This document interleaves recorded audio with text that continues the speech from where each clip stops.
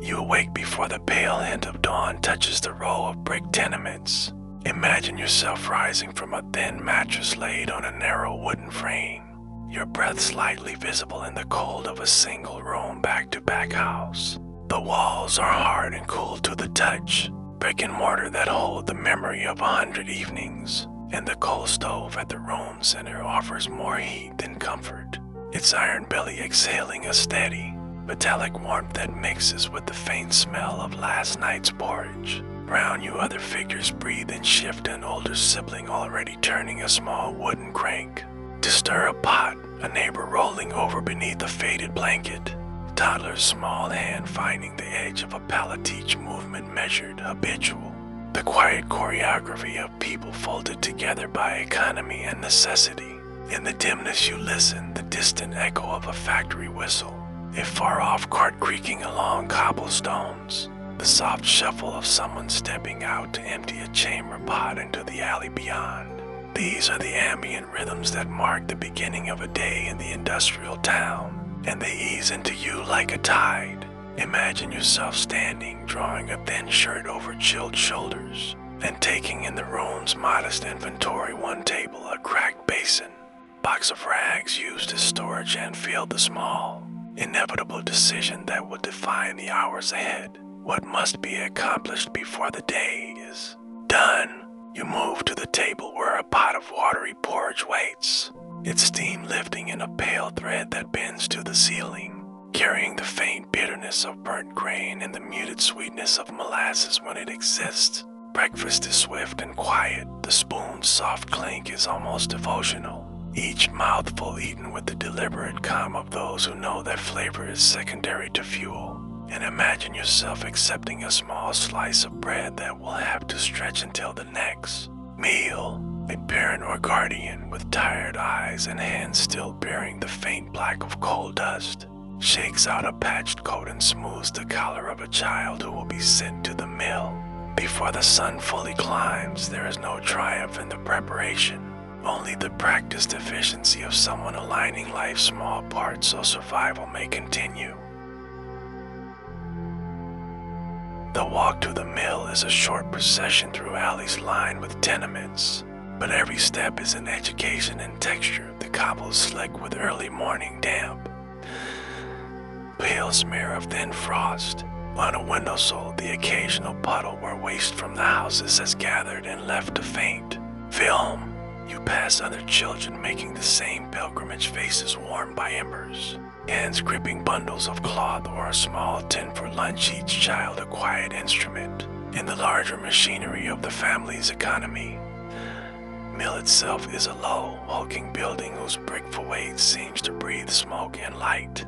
Its windows glow with an interior day that never entirely turns off, and the barrier near its doors hums with a sound that will accompany you through long hours. Gears meeting gears, looms drawing threads in patient repetition, the soft groan of belts and pulleys. Imagine yourself entering that space and feeling not shock but a slow absorption into its rhythm, where motions repeat like the casting of waves, and where your own actions will be measured in the copy of a rhythm already established. There is a strange solace in that repetition, the certainty that if you match the pattern, you will be useful, yet it is paired with the knowledge that usefulness is a small coin and does not buy much beyond the immediate range of needs. Once inside, your task is specific and simple to the eye, though it will demand much from your small body, attending a loon's shuttle, feeding a length of cloth through a machine's teeth, or standing at a workbench trimming matches with the concentration of someone threading a needle. In dim light, the machines operate with a steady, inevitable cadence, and your hands learn to move as if by memory, shifting cloth, tying knots, or packing matches into a box with fingers that become both precise and wary. There are hazards, yes, but they are described more as constraints than spectacles, a loose strap that might catch a sleeve, if not watched, a flywheel that must be respected, fine dust that lingers in the air and settles into the throat after many hours. Workers and supervisors move through the space in measured steps. Instructions are brief and practical, given without flourish. Keep pace, watch the tension, stagnate, and these few words shape the day as reliably as the clock on the wall. Imagine yourself focusing on the small, exacting tasks and finding in the method a quiet steadiness that tempers the body's fatigue and lets the mind drift at its edges. The smell of the factory is complex and steady, fibers, coal smoke, hot metal, and occasionally the sweet, astringent odor of oils used to maintain the machines. It is never pleasant in the way of fresh bread, but it is consistent, like a backdrop to all activity that can itself become familiar. You learn to accept the dust that collects along the seams of clothing, the fine charcoal that accents the lines of a palm, and the faint scratch in the throat that is the mill's lasting signature. On your voice, these are marks of the day and reminders of the life you return to each evening. Breaks are short and functional, a biscuit eaten while leaning against a post, a hurried sip of tea that offers warmth more than solace, a whispered exchange with a fellow worker about a relative, or a small kindness passed along in secret. To occasional inspections, men with official clipboards who move through and look at measures and conditions, bringing with them sometimes a small tilt of hope, as if regulation might ease the worst edges. These visits are brief and often ritualized, and they leave behind a calm as unobtrusively as they arrived. Imagine yourself cataloging these small interludes, storing them like pebbles in a pocket, and feeling how, over weeks and months, they accumulate into the shape of your daily life. When the shift ends, there is a slow exodus back into the lanes, procession of exhausted but functional bodies that carry with them the weight of the day and the soft light of the evening. On the walk home, you notice details you had not had leisure to see. A child selling oranges at a doorway, a door left open to the murmur of a parlor game. Women animated for a moment as they discuss a neighbor's recipe. These small, living moments stand against the industrial, steady beat like flowers between stones. Back in your single room, family members reconvene around the small hearth, and the ritual of evening is both domestic and practical, washing of hands in a shared basin, the arrangement of clothing for the next day, fearful mending of a sleeve to save its service for another season. The evening meal is modest but often laughter-legible. Stories are told in low voices, and the presence of someone who has spent the day away is celebrated with the quiet joy of being accounted for. Imagine yourself reclining on the narrow pallet after the chores, feeling the small heat from the stove and the muffled sounds of the street beyond, and sensing that, amidst scarcity, there are intricate seams of human connection that make the day tolerable. Housing in the slums is compact to the point of intimacy. Families and lodgers share single rooms, storing bedding in trunks by day and spreading pallets by night. And there is a certain grace in learning to live around others, to negotiate space and sound with habitual gestures. Shared privies and yard latrines stand at the rear of many dwellings, and the sanitation of these arrangements is uneven. Depending on communal effort and municipal attention, waste flows, and unchecked, into gutters and open drains that run along the streets, carrying with them an unspectacular but persistent risk of disease. Water is often drawn from public pumps or delivered in jugs, and the effort required to fetch and heat it structures household routines. Washing is measured and efficient. Clothes are scrubbed until fabric thins, and the small tasks of cleanliness become daily rituals of care. Medical care is a mixture of home remedies, charity physicians, and the occasional hospital bed for those who can reach it. Ailments circulate through neighborhoods quietly, and the community's knowledge about them, what to boil, when to keep a child warm, how to lay out a fevered person, passes from neighbor to neighbor like a low, practical lore. Imagine yourself moving through these domestic routines with a calm acceptance, noticing how each small practice forms a bulwark against the town's less visible dangers. Children's labor is a constant of the slums economy. Their smallness is an asset in warehouses and mills where nimble hands thread seams, or prod machines in ways adult fingers cannot. You, as a child in this environment, would be apprenticed to these tasks early, starting with holding a bob and learning to knot, carrying away finished bundles or sweeping a lane before dawn to earn a few pence. There are laws, in theory, that seek to limit the most extreme forms of child labor, and inspectors sometimes arrive with clipboards and raised eyebrows, their presence felt as a brief breeze of scrutiny that cools an otherwise steady pattern. But enforcement is uneven. Economic necessity often overrides regulation, and families calculate risks against wages, choosing to prioritize the immediate ability to put food on the table. Imagine yourself folding work into the day as readily as play is folded into pockets of rest. Each task a thread in the larger tapestry of survival and feel the slow accumulation of skill and fatigue that shapes a childhood in such a place. In the dark hours, when the mill is silent and the city narrows, families gather in the glow of a single lamp and trade the day's news in soft voices, their conversation weaving concerns, with small triumphs, someone's baby taking a new step, a neighbor obtaining day work, the pleasure of a new tattered book bought secondhand. Leisure is not loud, it is a gentle release. It does not erase fatigue so much as give it a shape that the mind can rest against. Imagine yourself reclining, listening to these shared sounds and feeling how they settle the day into a contour that allows sleep to arrive. At night, the factory whistle in the distance is a steady punctuation mark that tells of shifts ended and others yet to begin. It is as reliable as a clock and for many, as comforting in its regularity. The room's single lamp casts a warm, oval pool of light that cradles the family's stitches and whispered plans. Aside the streetlight's thin aura reveals puddles and the silhouettes of chimney, stacks against a deepening sky. Parents tuck children into pallets with practiced gentle hands, smoothing covers and murmuring lullabies whose words are often fragments of older songs, handed down through generations.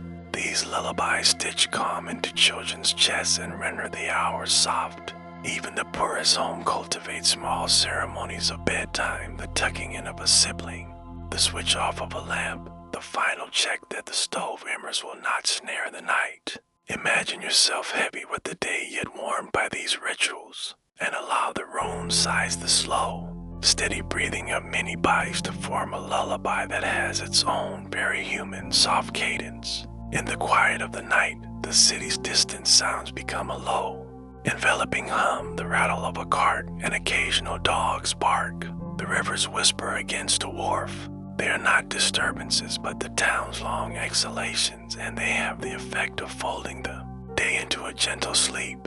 For the worker, for the child, for the householder, each dawn will come and the cycle will continue, much as it has for many days before. But within that repetition there are small changes and extra coin earned, a neighbor's improved cough, a new bit of cloth to mend, and these tiny variations keep life from becoming a single, numbing note.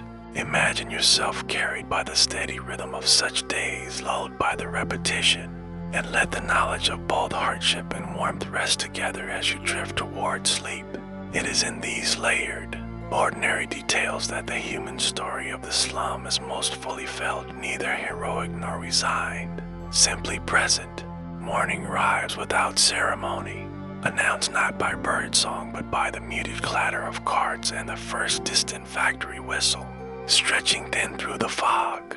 You imagine yourself standing near the small table as cheap porridge is ladled into mismatched bowls, its surface thin and pale, offering warmth more than taste. Each spoonful is eaten deliberately, not rushed, because this meal must carry the body through many hours of work. The room smells faintly of damp cloth and coal ash, a familiar blend that signals the beginning of another working day. A child is readied for the meal with quiet efficiency, boots pulled on with practiced hands and a scarf wrapped twice around a narrow neck. There is little conversation, not from lack of care, but because words are saved for moments when they are needed most.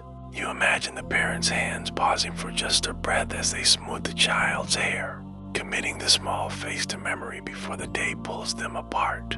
Then the door opens and cold air slips inside, carrying with it the promise of long hours and measured wages. Outside, the street is already awake, although still dim and colorless in the early light. Other families spill gently into the lane, each following nearly identical routines shaped by work schedules and survival. Footsteps echo softly against stone, creating a communal rhythm as neighbors move toward mills, docks, and workshops. You imagine yourself joining this quiet procession, feeling both alone and surrounded at the same time.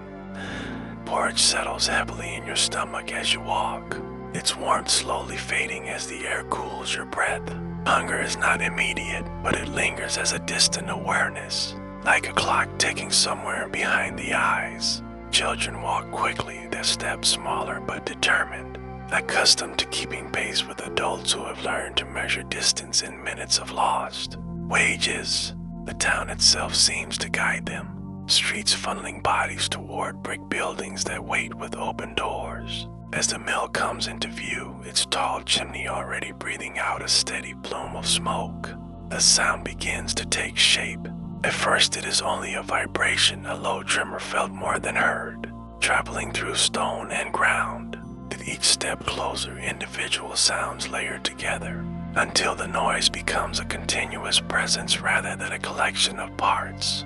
You imagine the building as a living thing, its mechanical heartbeat already strong and insistent. Crossing the threshold into the mill is like stepping into a different climate, warmer and heavier with suspended fibers and steam. The air hums, not sharply but steadily, as if the building itself is speaking in a language of motion. Machines line the floor in orderly rows, their movements predictable and relentless, repeating the same actions without pause.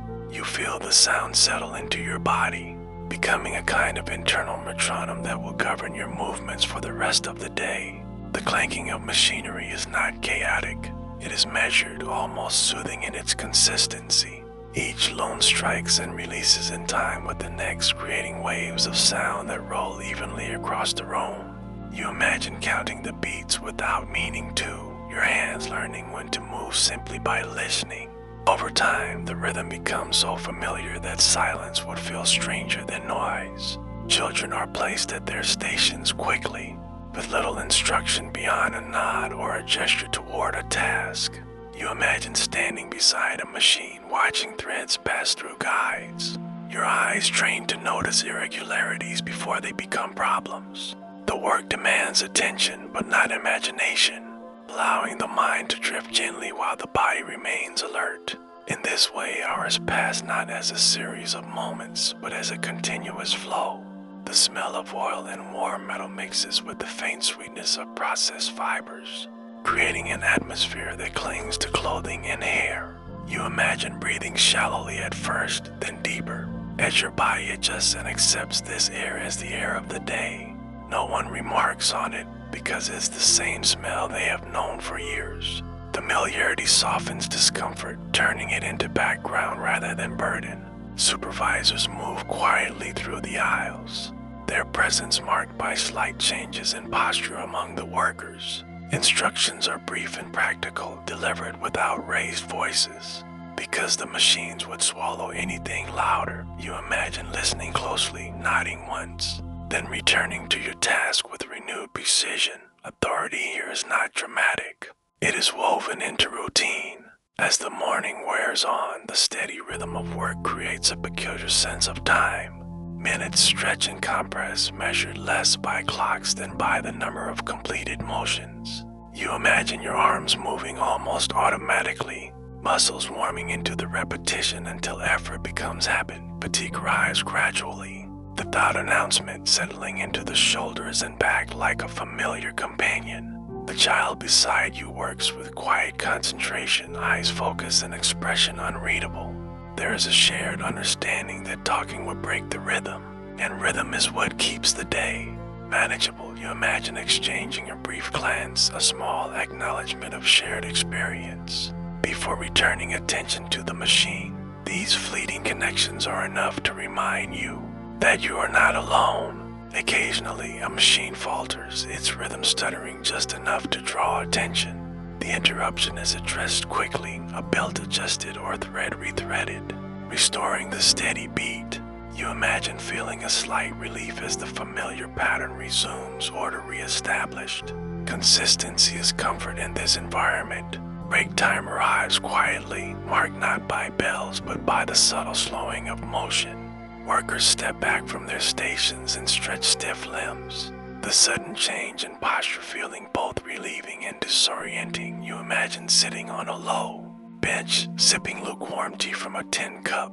The pause is brief, but it offers a moment to breathe without counting movements. Conversation during breaks is minimal and subdued, often limited to practical matters. Someone mentions a neighbor's illness, another the rising price of bread. Each comment delivered without embellishment. You imagine listening more than speaking, conserving energy for the hours ahead. Even words are a resource to be managed carefully. When work resumes, the machines reclaim their steady authority over the space.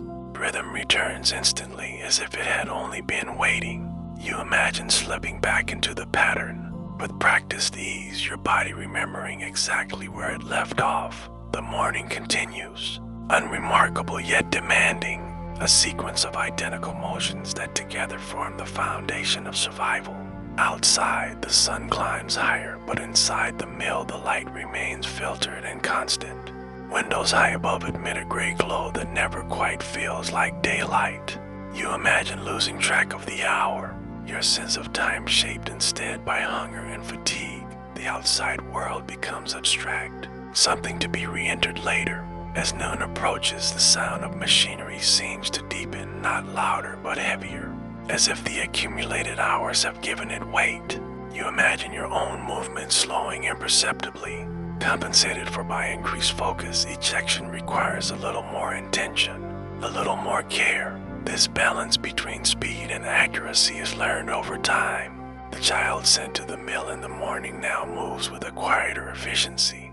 Having settled into the day's demands, there's no drama in this adaptation, only necessity shaping behavior.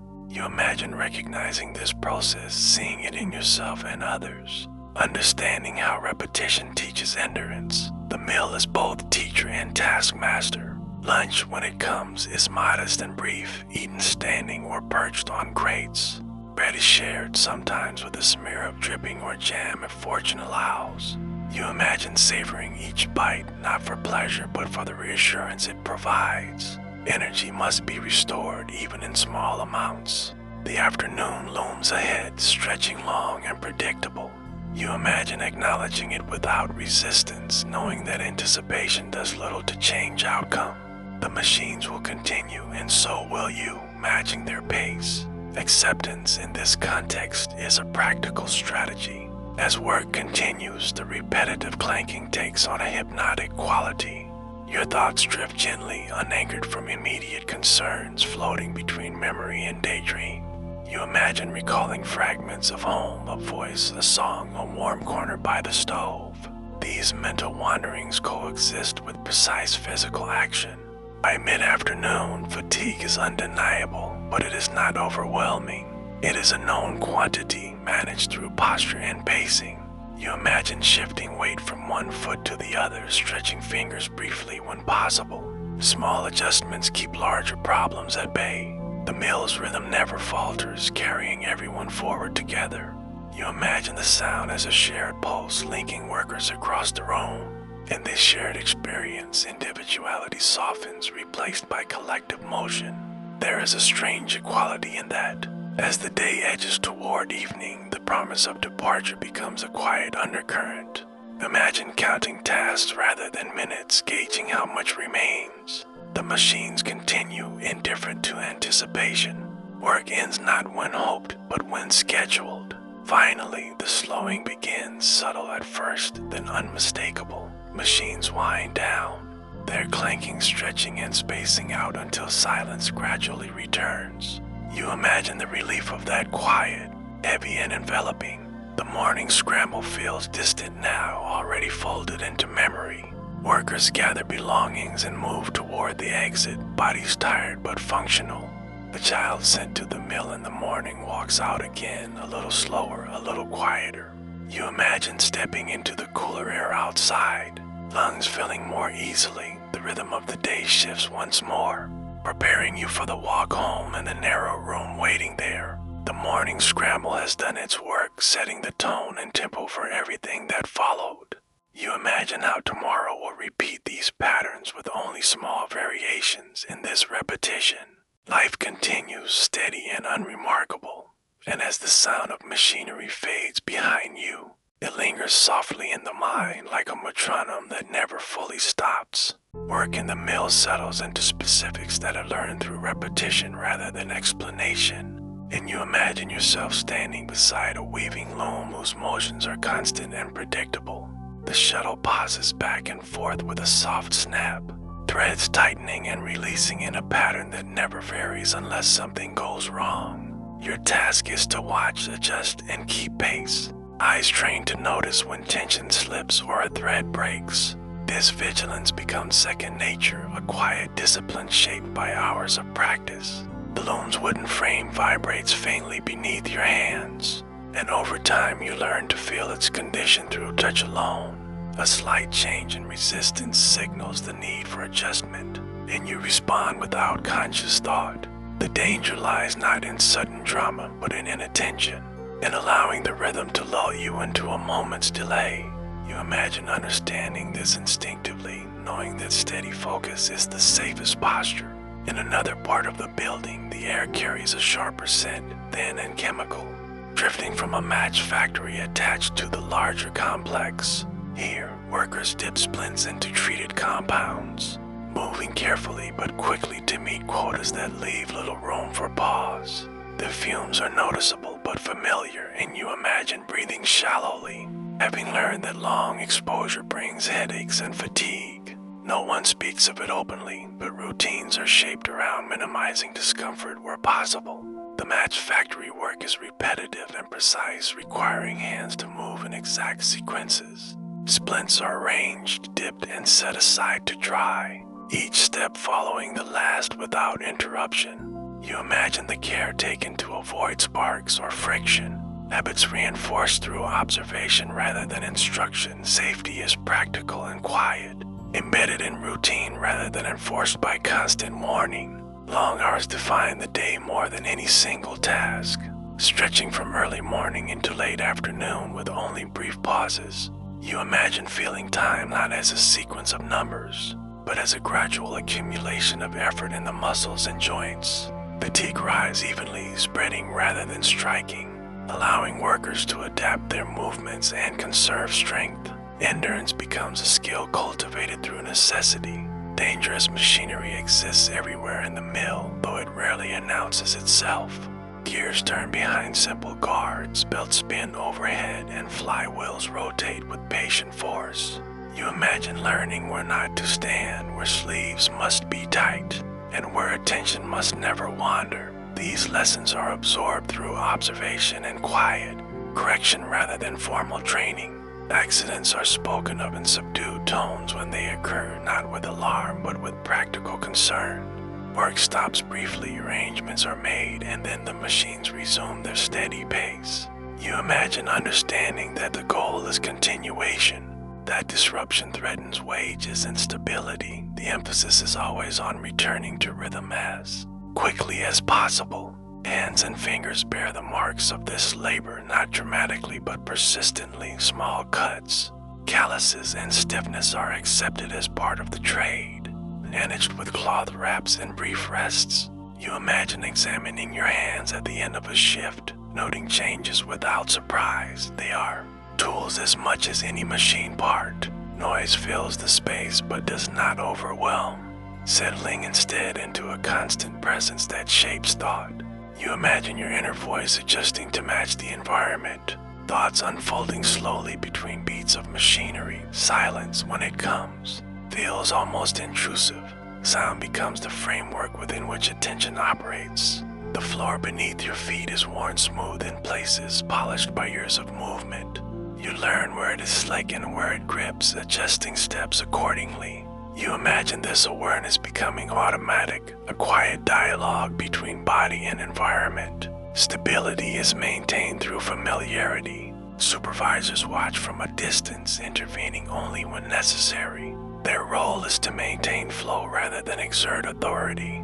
You imagine their eyes scanning for disruptions, hands resting calmly at their sides. Order is maintained through predictability rather than force. Lighting in the mill is consistent but muted, filtering through high windows and supplemented by lamps. Shadows fall softly across machines, outlining their shapes without sharp contrast. You imagine working within this subdued glow, eyes adjusting to subtle differences in texture and movement. Visual strain is managed through habit rather than accommodation. In the match factory, the air is warmer, heavier with treated chemicals and steam. Workers keep windows cracked when possible, balancing ventilation against cold. You imagine feeling the temperature shift as you move between spaces. Each area has its own character learned through experience. The risk of fire is always present but rarely discussed. Buckets of sand and water stand ready, part of the background rather than focal points. You imagine passing them daily without conscious notice. Preparedness is woven quietly into the environment. Children working alongside adults learn quickly through imitation. You imagine watching older workers' hands, copying their movements until they become natural. Instruction is rarely verbal, relying instead on example. Learning happens through doing. Breakdowns in machinery are addressed with calm efficiency. A belt is tightened, a gear oiled, a loom reset.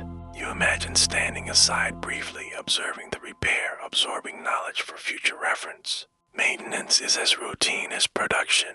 The smell of oil is constant, clinging to clothes and skin. You imagine washing at the end of the day and still catching faint traces. This scent becomes associated with work itself, a marker of hours spent and tasks completed. It fades slowly, much like fatigue. Long hours compress the sense of the day, making morning and afternoon feel similar. You imagine relying on hunger cues rather than clocks. Meals punctuate time more clearly than bells. Body becomes the primary measure. Danger is normalized through familiarity, not denial. You imagine understanding risks without dramatizing them. Awareness replaces fear, allowing work to continue steadily. Caution is practiced quietly. The repetitive nature of tasks allows thoughts to drift gently. You imagine recalling small details from home or planning minor errands for later. This mental wandering coexists with physical focus. The mind finds its own rest within repetition. When shifts extend, posture becomes important. You imagine adjusting stance to reduce strain, leaning when possible, straightening when needed. These small accommodations preserve energy. They are learned over time through listening to the body. Dust settles on surfaces and skin alike, forming a fine layer that is brushed away during breaks. You imagine wiping your face with a sleeve, leaving faint streaks. Cleanliness is relative, managed within constraints. Comfort is incremental. In the loom room, temperature fluctuates with activity and season. You imagine shedding layers as the day warms, then pulling them back on when machines pause. Clothing is functional, chosen for durability rather than appearance. It adapts to the work. Machinery dictates pace more than any human instruction. You imagine aligning movements to its speed, neither rushing nor lagging. This synchronization reduces strain and error. Harmony with the machine becomes the goal. The match factory demands careful spacing between tasks to avoid mishaps. You imagine keeping tools arranged precisely, movements economical. Efficiency is safety here. Order minimizes risk. Noise makes communication difficult, so gestures replace words. You imagine learning a small vocabulary of hand signals and nods. These silent exchanges maintain coordination. Language adapts to environment. Fatigue deepens toward the end of long hours, but routine carries you forward. You imagine relying on muscle memory as attention wanes. The body continues even when the mind tires. Habit sustains effort. The hazards of machinery are constant but predictable. You imagine knowing exactly where danger lies and steering clear through practice. Surprises are rare, which is itself a form of safety. Stability reduces risk. When the day finally ends, machines slow and stop in sequence. You imagine listening as each sound fades, leaving an unfamiliar quiet. Relief arrives not as excitement, but as calm. Work recedes into memory. Leaving the mill, you carry its rhythms with you. The repetitive clanking echoes faintly in your thoughts. You imagine it fading gradually as evening settles. The day's specifics dissolve into a general sense of tired accomplishment. These work specifics shape life as surely as housing or food. You imagine understanding that labor is not just activity, but structure. It organizes time, movement, and expectation. In its steadiness, it defines the day. As you walk away, the dangers remain behind, contained within brick walls and routines. You imagine returning tomorrow prepared by experience. Familiarity will again soften risk, and the cycle will continue, measured and unremarkable, carrying you gently forward. Housing in the Victorian slum is arranged for proximity rather than comfort, and you imagine yourself returning to a narrow lane where houses stand shoulder to shoulder, with little space to breathe. Many families share a single structure, each room partitioned by habit rather than walls, and privacy is a scarce and fragile thing. At the back of the building stand shared privies, simple wooden enclosures used by dozens of people throughout the day and night. Their presence is accepted without comment, part of the background of daily movement. You imagine stepping carefully along the yard where the privy stands, watching your footing on ground that is often damp and uneven. Cleaning is irregular and depends on collective effort, which varies with energy and time. When rain falls, the earth darkens and softens, and smells rise gently into the air without drama or alarm. These scents are familiar, woven into the environment like smoke or coal dust. Overflowing gutters run along the edges of the streets, shallow channels meant to carry away waste and rainwater. You imagine them filled with slow-moving liquid after a storm, reflecting the gray sky above. Children learn early where to step and where not to linger, adjusting their routes instinctively. The gutter's presence is constant, neither hidden nor emphasized, simply there. Water is drawn from communal pumps or delivered in barrels, and you imagine waiting your turn with a jug in hand. The water looks clear enough, cool to the touch, and it is trusted because there is little alternative. Washing and cooking depend on it, shaping the rhythm of the household. No one speaks of contamination directly. Habits form around boiling when possible. Illness moves quietly through these spaces, carried not by intent but by proximity and shared resources. You imagine a neighbor falling ill, then another, each case treated as an unfortunate but expected occurrence. The connection between water waste and sickness is not yet fully understood. Though observations accumulate slowly, people notice patterns without naming them. Cholera, when it appears, is described in hushed, practical terms rather than fear.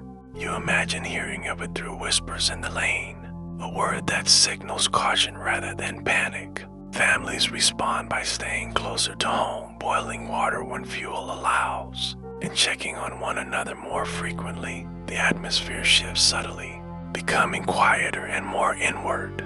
The spread of illness is shaped by density, by many lives layered closely together.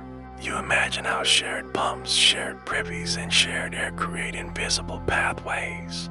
These pathways are not dramatic, they are mundane. Traced by footsteps and daily habits, disease follows routine as faithfully as people do.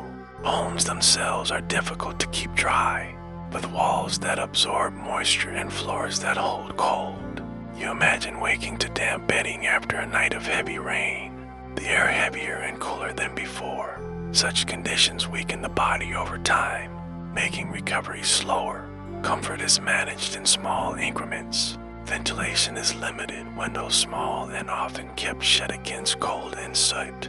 You imagine air lingering inside rooms, carrying the day's smells into the night. Opening a window is a calculated decision, balancing fresh air against chill and smoke. These choices shape health quietly, without immediate effect. Waste removal is inconsistent, relying on night soil collectors who visit when schedules allow.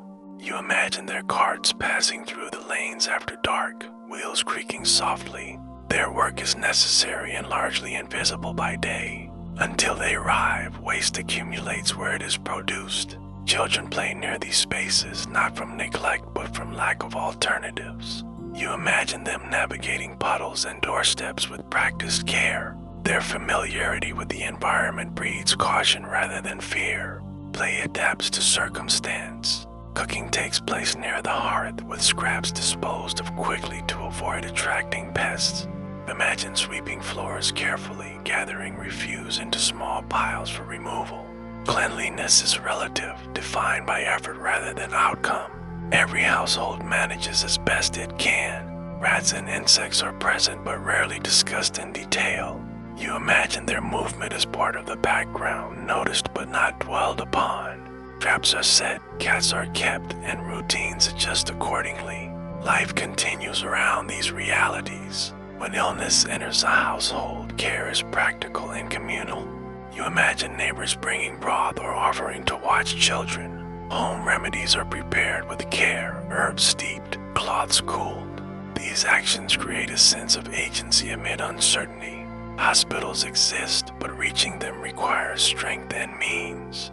You imagine weighing the decision to seek care outside the home. Many illnesses are treated where they begin, within familiar walls. Comfort often outweighs intervention. The atmosphere during outbreaks becomes subdued rather than frantic.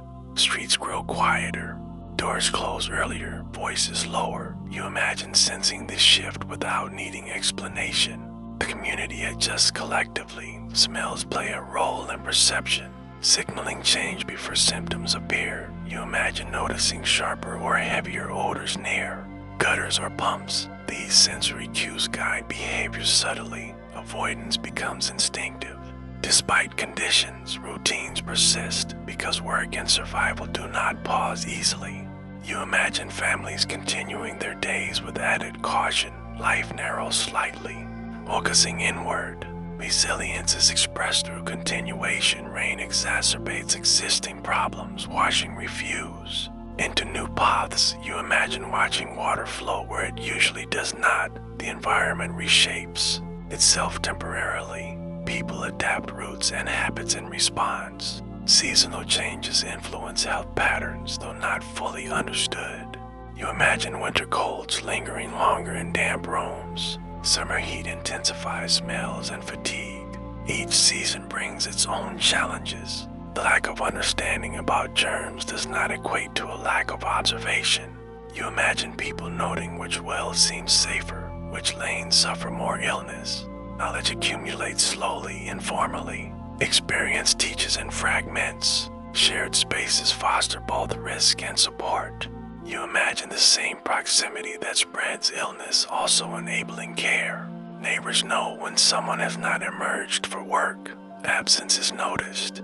Children learn caution early, taught where to wash hands and when to avoid certain pumps. You imagine these lessons passed quietly from parent to child. Hygiene becomes habitual within limits. Small protections matter. Clean water campaigns will come later, but for now, coping defines daily life. You imagine making choices based on habit and availability. Improvement is incremental. Hope exists but is restrained. The smell of soap is a small luxury, used sparingly but valued. You imagine washing hands before meals when possible. Such acts carry meaning beyond cleanliness. They signify care. Nighttime brings a different stillness to sanitation spaces. You imagine the privy yard quiet, shadows deepening.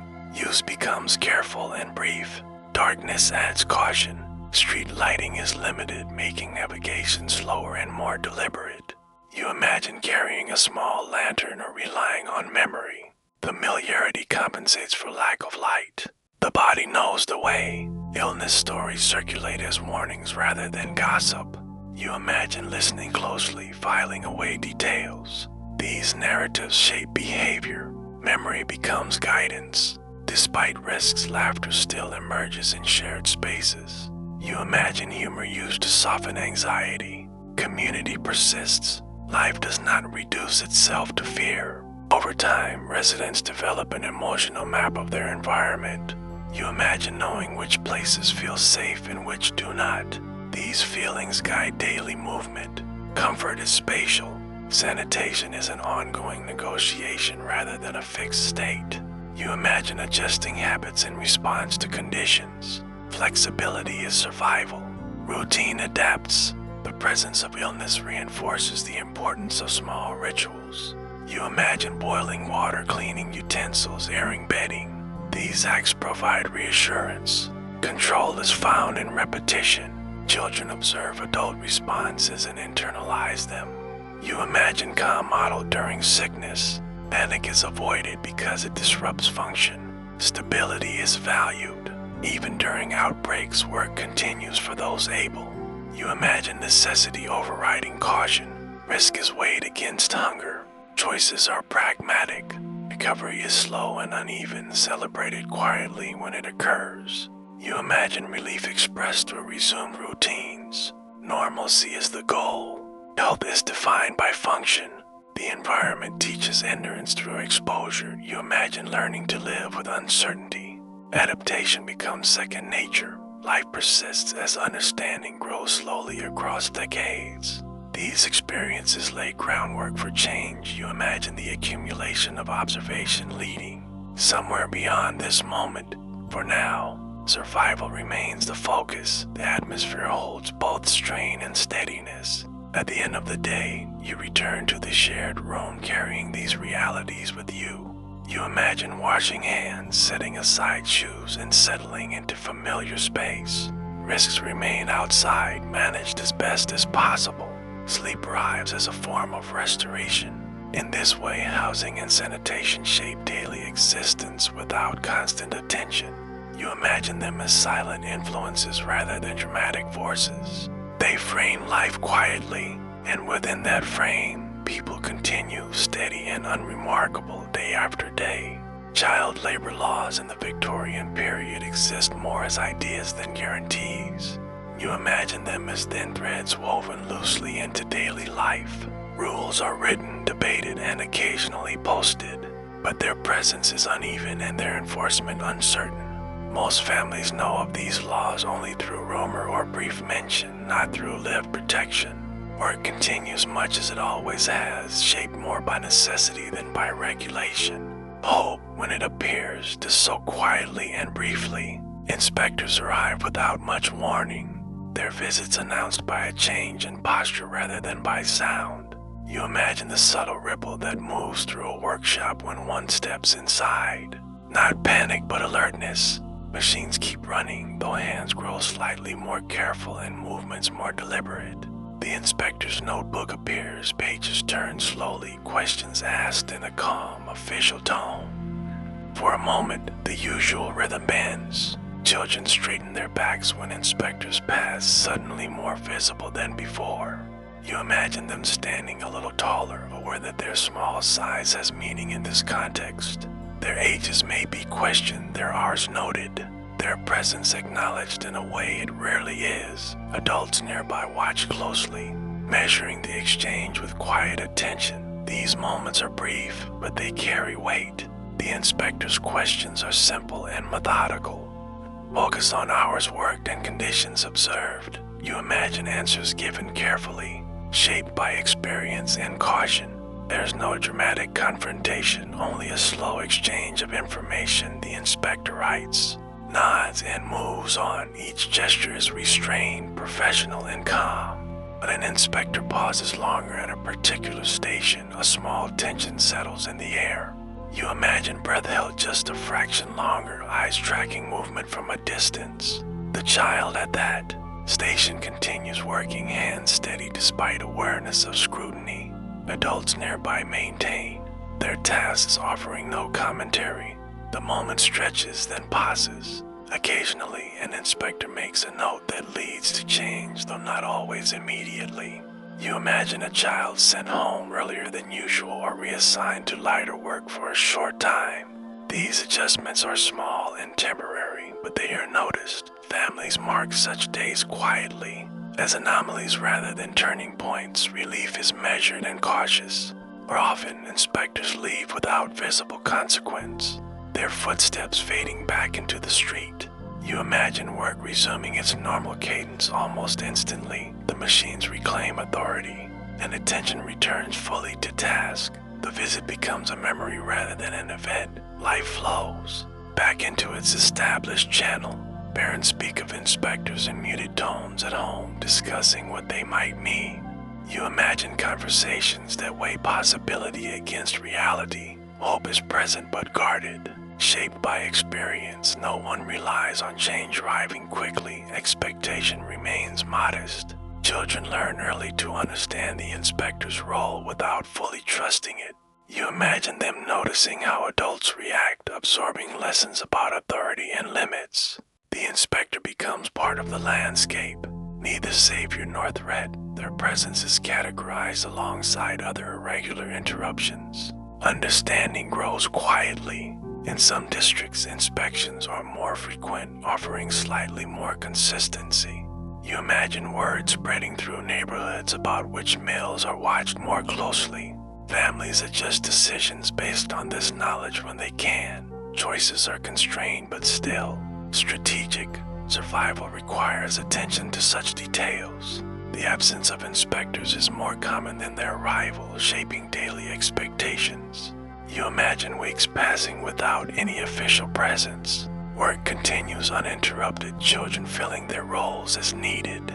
Laws remain distant, abstract. Reality is immediate.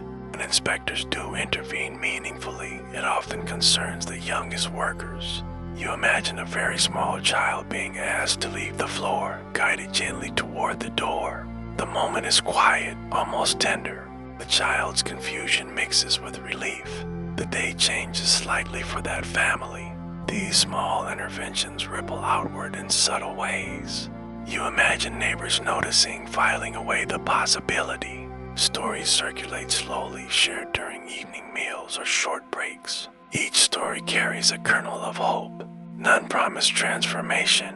Factory owners respond to inspections with calculated compliance. You imagine temporary adjustments made during visits, then relaxed afterward. Order is presented when observed. Routine reasserts itself when observation ends. The system adapts smoothly. Children themselves develop strategies for inspections, learning where to stand and how to appear older or younger as needed. You imagine them watching cues from adults, responding instinctively. These adaptations are quiet and practiced. Childhood becomes intertwined with negotiation. The emotional impact of inspections is understated but real. You imagine a brief sense of being seen, acknowledged beyond productivity. This recognition is fleeting, but it lingers. It contrasts with the usual invisibility of child labor. The memory holds warmth. At the same time, disappointment often follows when nothing changes. You imagine hope settling back into resignation without complaint. Life demands continuation. Emotion is managed through acceptance. Stability takes precedence. Some inspectors are remembered for kindness, others for indifference. You imagine these reputations forming through whispered accounts. Individuals matter within the system. Experience shapes perception. Trust is selective. The presence of laws, even weakly enforced, shapes long-term thinking. You imagine families beginning to imagine different futures, however faintly. The idea that work might one day be limited for children takes root. Change begins as thought before action. Imagination expands slowly. Children absorb these possibilities differently than adults. You imagine a child wondering briefly what it would be like to attend school more often. The thought is gentle, not insistent. It floats alongside routine. Reality remains dominant. Education exists but competes with labor for time and energy. You imagine school attendance interrupted by work demands. Inspectors may ask about schooling, notes taken carefully. Answers vary based on circumstance. Learning happens when it can. Religious and charitable groups sometimes accompany inspectors or follow in their wake. You imagine pamphlets distributed, quiet conversations held. Assistance is offered modestly. These efforts add layers to the experience. Support arrives piecemeal. Families learn to read the signs of inspection days. You imagine subtle preparations made when rumors circulate. Clothing is adjusted, children positioned differently. Presentation becomes a skill. Appearance matters. Despite limitations, inspections introduce a pause in the relentless flow of work. You imagine this pause as a breath taken by the system. Even when brief, it alters perception. Work is momentarily framed rather than assumed. Perspective shifts. Over years, the cumulative effect of inspections contributes to gradual change. You imagine small improvements stacking quietly. No single visit transforms conditions. Progress is incremental and uneven. History moves slowly. Children who experience inspections carry these memories forward. You imagine them recalling moments of attention later in life. These recollections shape attitudes toward authority and reform. Experience informs belief. Memory persists. Adults remain pragmatic about the limits of law. You imagine them valuing action over promise. Trust is earned through consistency. Hope is tempered by realism. Survival remains central. In conversations, inspectors are sometimes mentioned with cautious optimism. You imagine phrases like perhaps next time or they are watching more now. These words signal possibility without certainty. Language reflects restraint. Expectation stays low. Workplaces adjust gradually as awareness grows. You imagine small changes in scheduling or task assignment. These shifts are subtle and often temporary. Improvement is not linear. Adaptation continues. Children continue to work because families depend on their wages. You imagine this reality overriding all else. Law competes with hunger and rent. Choices are constrained by circumstance. Necessity dominates. Even so, the idea that child labor might be limited takes hold in collective thought. You imagine it shaping discussions and aspiration. The future becomes slightly more imaginable. Possibility expands slowly. Time does its work. Inspectors' visits remain rare enough to be notable. You imagine marking them in memory as distinct days. They stand apart from routine. Their impact is emotional as much as practical. Hope flickers. As years pass, some children age out of labor and carry forward the memory of those brief interventions. You imagine them telling stories later, framing inspectors as symbols rather than agents. Meaning evolves. Perspective broadens. The gap between law and life remains wide, but not invisible. You imagine people living within that gap, navigating it daily. Awareness grows alongside ignorance. Change remains distant but conceivable. In the present moment, inspections are pauses rather than solutions. Imagine them as small openings in an otherwise solid structure. Light enters briefly, then recedes. The structure holds. Families adapt expectations accordingly. You imagine gratitude for small mercies rather than demands for reform. Patience is cultivated through necessity. Time stretches. Children return to work after inspections with renewed focus. You imagine routine reclaiming its place.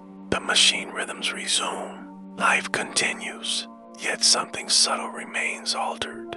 You imagine a quiet sense that conditions are observed, that lives are noted somewhere. This awareness offers comfort, however slight. Recognition matters. Over time, these moments accumulate into historical momentum.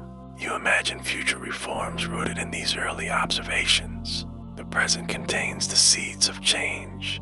Growth is slow. For now, inspectors' visits are remembered as interruptions of routine. You imagine them as markers of possibility rather than resolution. They punctuate the day gently. Hope remains restrained. As evening comes, families reflect briefly on inspection days before turning attention back to immediate needs. You imagine such conversations fading into sleep. Tomorrow's work looms larger than today's visit. The present reasserts itself. In this way, child labor laws exist alongside daily labor, neither fully absent nor fully effective. You imagine living within that tension. It shapes experience quietly. Life continues steadily, held between necessity and hope. Leisure in the slum is modest and spare, woven into the day as carefully as meals or work breaks. You imagine these small respites as deliberate acts of comfort rather than idle indulgence. Penny readings gather a handful of neighbors in a back room or rented space, where a single voice reads tales, news, or serialized fiction aloud. The sound of the reader's cadence acts like a slow, communal heartbeat that eases the tightness of a week's labor. Children press close, eyes wide with the soft glow of a lamp, while adults listen with a half smile, letting narrative images flow through tired minds and settle gently like dust motes. In a quiet room, these readings are inexpensive and accessible. Their cost a single coin, but their value measured in hours of shared imagination and a temporary escape from physical fatigue. You imagine the hush that falls over the group during particularly vivid passages, a quiet agreement to inhabit another world together for a little while. Street songs thread through the lanes and markets sung by hawkers, washerwomen, or itinerant musicians who move from corner to corner, offering melody in exchange for a penny or a kind word. Tunes are simple and repetitive, easy to remember and hum between chores, and you imagine catching fragments of refrains that latch onto memory and return unexpectedly. Throughout the day, children echo choruses as they run errands, their voices light and unburdened, creating small islands of brightness against the city's soot and routine. Lyrics may concern love, work, or local happenings, but their chief effect is to punctuate labor with rhythm and to offer a communal soundtrack that transforms solitary tasks into shared experience. The songs do not erase hardship, but they temper it, smoothing rough edges with a familiar cadence. Retreat is an event marked by relish and ritual, whether it is a purchased sweet, an occasional penny glee at a local theater, or the sharing of a donated bit of meat. These moments are remembered and recounted long after they pass. You imagine the care with which such indulgences are apportioned, a single tart divided among siblings, a small wink of chocolate saved for the end of the day, each fragment carrying the weight of gratitude and celebration. Neighborhoods keep informal calendars of these small pleasures. The day the tripe seller comes through the lane, when a traveling show posts notices, or when a neighbor returns from markets with a new pamphlet to share. Anticipation of these minor luxuries gives rhythm to austerity, turning scarcity into opportunity for communal enjoyment. The pleasure is quiet, deliberate, and fully appreciated because it interrupts the usual uniformity of demand and duty. Parlor evenings for those with a little more means are similarly gentle in their pleasures. Low-light, measured conversation, a plate of biscuits, and the slow exchange of news and opinion. You imagine being invited in, removing a cold-streaked cap at the door, and sitting where conversation is soft and deliberate rather than urgent. These gatherings are less about display than about controlled comfort and echo of stability that reassures rather than dazzles. Conversation here moves slowly through local matters, moral tales, and domestic news, each anecdote offered with the calm of routine. The contrast between the parlor's hush and the street's clamor is small but sharp. Reminder that comfort takes many small forms. Public houses offer another kind of leisure, their smoky warmth and low murmur providing a refuge for workers after a long day. You imagine stepping inside to the sound of mugs on wood and voices pitched low, where people exchange news and small jokes in a tone that steadies rather than excites. The space is communal and practical. Songs may be sung and short stories told, but the mood is conversational rather than raucous in many neighborhoods, especially those that support families. A cup of diluted ale or a share of a pie becomes part of a ritual that signals the end of work and the beginning of rest, and these rituals soften the edges of fatigue. Even the pub's ordinary pleasures are tempered by habit and an economy of means. Games and minor competitions appear in lanes and yards. Simple contests that allow for skill and laughter without cost, a slow race, a coin toss, or a quick juggling of oranges at a market stall. You imagine children inventing rules on the spot, adults joining for the brief relief of motion and jest, and neighbors placing small bets of curiosity rather than money. These activities are social glue, reinforcing bonds and providing structure to otherwise unremarkable evenings. The stakes are low and the joy is social. Winning is celebrated with a brief cheer and then life resumes in this way. Play is not frivolous but restorative. Religion and church gatherings provide patterned leisure that comforts through ritual and shared language, where hymn and prayer mark time in a manner distinct from industrial rhythms. You imagine the slow cadence of a hymn echoing in a modest chapel, voices rising and falling in unison, creating a shared emotional architecture that steadies listeners. Sermons offer moral reflection and sometimes practical advice, while charitable societies connected to churches provide occasional relief and organized leisure in the form of concerts or readings. These gatherings bind community in ways that practical labor cannot, offering frameworks of meaning that sit gently alongside daily toil. The solace here is contemplative, a measured pause that realigns thought toward endurance and mutual care. Sunday outings, when possible, are small pilgrimages, a walk to a nearby green, a ride on a cheap railway excursion, or even a rare picnic in a riverside field when weather and funds permit. You imagine the pleasure in such days being slow and unhurried, families packing simple fare and moving at the pace of leisure rather than production. Children run in broader circles, voices carrying without the need for quiet, as parents watch with a kind of relieved attention that relaxes the constant vigilance of work. These moments evidence a different tempo of life, where time is reclaimed and ordinary concerns are softened by the expansiveness of open air. The memory of these outings often suffuses weeks of routine with a residual warmth. Reading and self-education are quiet forms of pleasure and uplift. Penny books, cheap newspapers, and lending libraries give many a gentle intellectual escape that is both private and communal.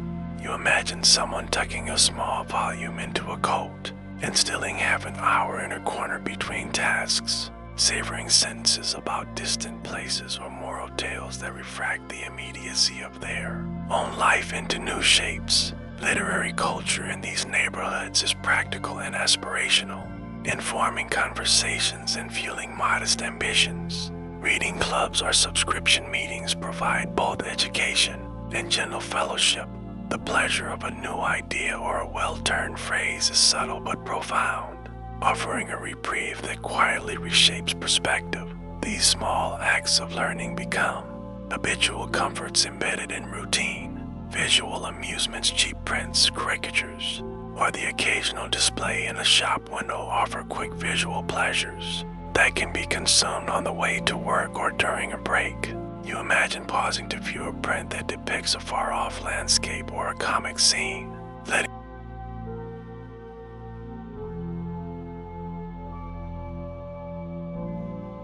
nighttime settles over the slum with a gradual dimming rather than a clear end, and you make your way back through narrow lanes toward the room where you sleep. The day's noise thins into distant echoes, replaced by a low hum of movement and the soft clatter of doors closing one by one. You step inside a building that seems to hold the day's warmth only briefly, its brick walls already cooling as night air presses in. The single room you return to is shared and familiar, its shapes known even in low light, and you navigate by memory rather than sight. This return is routine and unceremonious. Practice movement that signals the close of labor and the beginning of rest. The bed waiting for you is narrow and already warm from another body, its thin mattress shaped by long use and careful adjustment. You imagine easing yourself down slowly, mindful of others sleeping nearby, arranging blankets so that everyone has some measure of coverage. The fabric smells faintly of coal smoke and soap, a mixed scent that has become ordinary through repetition. Springs creak softly, then settle, and the room exhales as weight redistributes and movement stills. Comfort here is functional rather than luxurious, measured by the ability to rest without waking others. Outside, the factory whistle sounds one last time in the distance, a long note that carries over rooftops and alleyways like a reminder rather than a command. You listen as it fades, its tone stretching and thinning until it becomes part of the night air itself. This sound has marked your days and nights so consistently that its absence feels noticeable, almost unsettling once it finally falls silent. Whistle's routine offers structure even after work ends, signaling that the machinery too has paused. In that pause, the city briefly aligns with human rhythms again. The room fills with small, private sounds that replace the factory's clamor breathing. The rustle of fabric, the careful turning of bodies finding comfort. You become aware of the slow cadence of these noises, each one part of a shared pattern of rest. Someone coughs softly, another murmurs in sleep, and then stillness returns. These sounds are not interruptions, but confirmations that life continues quietly around you. In their predictability, they offer reassurance rather than disturbance. A weary parent whispers a lullaby to a child who has not yet surrendered to sleep. The tune familiar and unadorned. You imagine the melody passing from one generation to the next, altered slightly by memory but stable in its gentle arc. The words are simple, chosen for their softness rather than meaning, and they drift through the room like a calming current. Parent's voice is low and careful, conserving energy even as it offers comfort. This lullaby is a bridge between the day's demands and the night's rest. As the song continues, your thoughts slow and begin to loosen their grip on the day's details. Images of work blur and recede, replaced by the steady presence of breath and warmth. The lullaby's repetition encourages a kind of mental settling, each verse smoothing the edges of wakefulness. You do not need to follow the words closely, their familiarity does the work for you. In this shared auditory space, individual worries become less distinct. The night air presses in through small gaps around windows and doors, carrying with it the muted scent of damp stone and distant smoke. You pull a blanket closer, adjusting it with practiced movements that require little thought. The temperature is cool but manageable, a balance struck by layers and proximity rather than insulation. This careful management of warmth is part of nightly routine learned through seasons and necessity. The body relaxes as conditions settle into the expected range. Outside, occasional footsteps pass along the street, their rhythm slow and purposeful, likely someone returning from late work or an errand. These sounds register briefly before fading, absorbed into the broader quiet. You note them without concern, accustomed to the shared use of space and time. The city at night is not silent but subdued, its activity softened and spaced out. This moderation allows rest to take hold without interruption. Sleep comes unevenly at first, arriving in shallow layers that deepen as minutes pass. You feel the body's tension releasing incrementally, muscles loosening their grip on the day's posture. Thoughts wander without direction, touching on fragments of memory before drifting away. This gradual descent is familiar and unremarkable, a nightly process that repeats with minor variations. In its predictability, it becomes comforting. Dreams, when they arrive, are shaped by routine and familiarity rather than novelty. You imagine scenes of work and home blending together, stripped of urgency and reduced to simple forms. The mind reorganizes experience quietly, sorting and smoothing without conscious effort. These dreams are not narratives but impressions, fleeting and gentle. They leave no strong trace upon waking, serving their purpose without demand. The shared room remains still, its occupants synchronized by the needs of rest. You sense the collective presence without focusing on individuals, a quiet awareness that supports rather than distracts. This closeness, though born of necessity, provides a subtle sense of security. The boundaries between bodies and breaths blur into a single rhythm. In that rhythm, sleep deepens naturally. Hours pass unnoticed, marked only by changes in breath and the occasional shift of weight. The night outside continues its slow cycle, clouds moving, lamps flickering, distant sounds rising and falling. You are largely unaware of these changes, enclosed in the steady interior of rest. The body repairs and recalibrates, preparing for another day of routine. This unseen labor mirrors the day's work in its quiet persistence. As the deepest part of night arrives, the room feels suspended in time, detached from the pressures that dominate daylight hours. You are neither working nor worrying, simply existing within a narrow window of reprieve. This pause is essential, though rarely acknowledged, sustaining the capacity to endure. Sleep here is practical and restorative, valued for its function rather than its comfort. Yet within it lies a modest kind of peace. Toward morning, subtle shifts signal the approach of waking, a change in temperature. A distant sound, a stirring among sleepers, you begin to surface gradually. Not yet alert, but no longer fully submerged in sleep. The lullaby has long since ended, its effect lingering like an afterimage. Night releases its hold slowly. As it always does, the cycle prepares to begin again. In these nightly routines, you find a pattern that holds life together through repetition and restraint. The return to bed, the distant whistle, and the whispered song form a sequence as reliable as any timetable. They mark the boundary between labor and rest with gentle consistency. Over time, these moments accumulate into a structure that supports endurance. Within their quiet regularity, the slums nights offer rest that is sufficient, if never abundant. Florence Nightingale's story begins quietly, in a well-ordered household far removed from the noise and soot of industrial streets, and you are invited to notice the contrast without emphasis. She was born into comfort and education, raised with expectations of marriage and social grace rather than public service. From an early age, she showed a steady interest in numbers, order, and the careful observation of daily routines.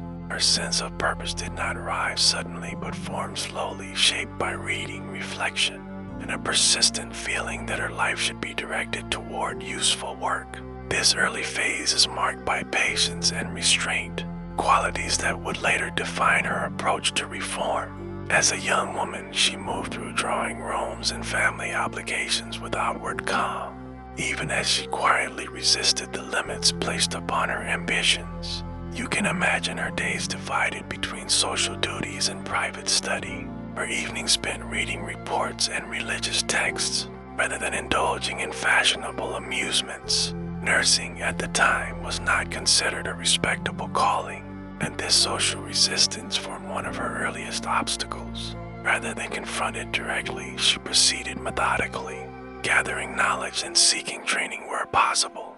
Her persistence was quiet, grounded in preparation rather than confrontation. Her early training experiences in Germany and elsewhere introduced her to institutional care in a controlled and observational manner.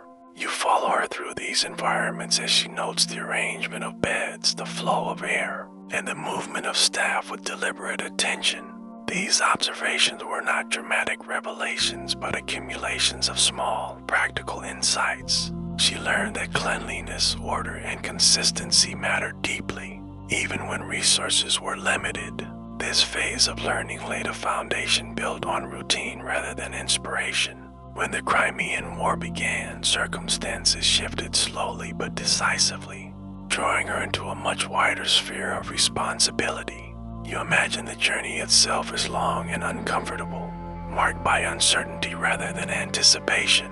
Upon arrival, she encountered hospitals overwhelmed not only by wounded soldiers but by disorganization and neglect. Supplies were scarce, records incomplete, and basic hygiene poorly managed. The scale of the problem revealed itself through repetition rather than shock, each day confirming the same patterns of inefficiency. Her work in the Crimean hospitals unfolded as a series of practical responses. Rather than heroic gestures, you see her organizing supplies, arranging kitchens, and insisting on regular cleaning schedules. Actions that appear simple but required constant oversight. She moved through wards with a lamp in the evening, a quiet presence that came to symbolize reliability more than rescue. These nightly rounds were less about drama and more about consistency, reinforcing routines that staff could follow even in exhaustion. Improvement emerged gradually, noticeable only when compared over weeks and months. Disease more than battle wounds defined the daily reality of the hospitals, and Nightingale approached this challenge with calm attention rather than fear. You are guided through her reasoning as she observed how overcrowding, poor ventilation, and contaminated water contributed to illness. Rather than dwell on suffering, she focused on conditions, treating them as variables that could be adjusted. Her reforms emphasized fresh air, clean linens, and proper waste removal, all implemented step by step. Each small change reduced risk incrementally, creating a cumulative effect. Record keeping became one of her most effective tools, and you follow her as she carefully documented admissions, deaths, and recoveries. These records were not compiled for immediate recognition, but for long-term understanding. She transformed rows of numbers into clear patterns, revealing causes that anecdote alone could not show. This methodical approach allowed her to argue for reform without raising her voice or appealing to emotion. Evidence presented calmly became her most persuasive ally. As the war progressed, the impact of these changes became measurable. Though never described by Nightingale as a personal triumph, you imagine her reviewing reports late at night, noting declining mortality rates with restrained satisfaction. These results reinforced her belief in systematic reform over temporary solutions. Her work demonstrated that care could be improved through organization rather than innovation alone. The hospital slowly shifted from places of unavoidable decline to environments of controlled recovery. Upon returning to Britain, she did not seek public celebration, instead retreating into a phase of intense analytical work. You find her in quiet rooms, surrounded by correspondence and reports, shaping her experiences into recommendations. She communicated with officials through carefully written letters, each one focused on procedure and structure. Her influence grew through persistence and clarity rather than presence. This period illustrates reform as a sustained process rather than a single event. Nightingale also reshaped nursing education by emphasizing discipline, routine, and ethical responsibility. You imagine training programs where students learn not only tasks but habits of observation and cleanliness. Nursing under her influence became structured work grounded in consistency rather than improvisation. This professionalization unfolded quietly, altering expectations over time. The emphasis remained on reliability and care rather than personal recognition. Throughout her later years, illness limited her physical activity, but her intellectual output continued steadily. You picture her working from bed, viewing documents and offering guidance with the same measured tone she used in person. Her focus remained on systems rather than stories, on prevention rather than cure. Even as public admiration grew, she maintained a reserved distance from praise. Her influence spread through institutions, embedded in routines that outlasted her presence. The reforms she championed gradually filtered into civilian hospitals, altering daily practices in ways that mirror the changes you observed earlier in the slums. Clean water, proper waste disposal, record keeping became standard expectations rather than exceptional measures. These improvements did not eliminate hardship but reduced its scale and predictability. You can trace a line from her careful notes to quieter wards and steadier recoveries. The effect was cumulative, shaped by repetition and adherence rather than innovation alone. In reflecting on her life, you are encouraged to see it as a sequence of deliberate steps rather than dramatic turns. Her legacy rests in procedures that became invisible through familiarity.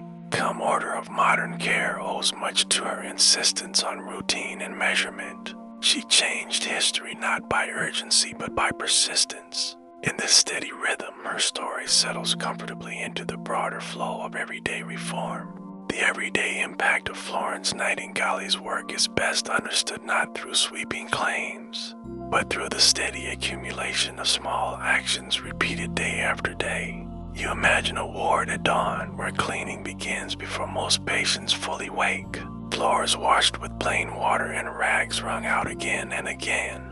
This work is slow and unremarkable, carried out without ceremony, yet it quietly changes the environment in which recovery is possible. Dust settles less thickly, smells soften, and the air feels marginally easier to breathe. These subtle shifts form the foundation upon which all other care depends. Cleaning the wards was not a single task but a system, and you are guided to notice how routine turned effort into habit.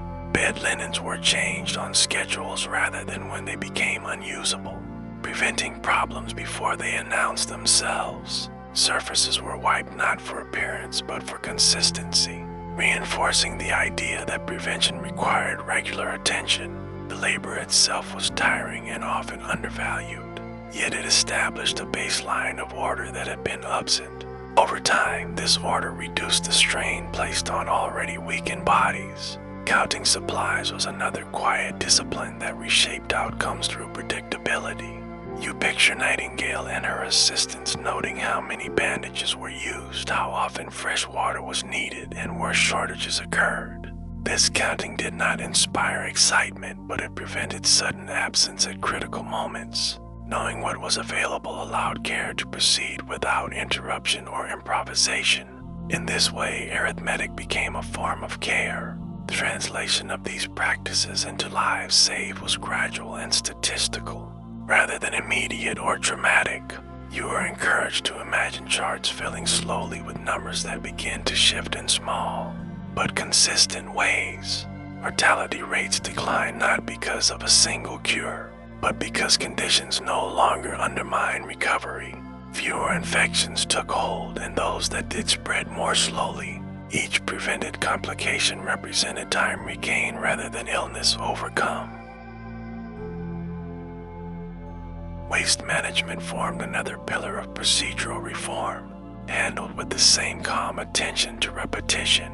You imagine the careful removal of refuse at set intervals, carried away before it lingered long enough to cause harm. The process required coordination rather than strength, emphasizing timing and reliability.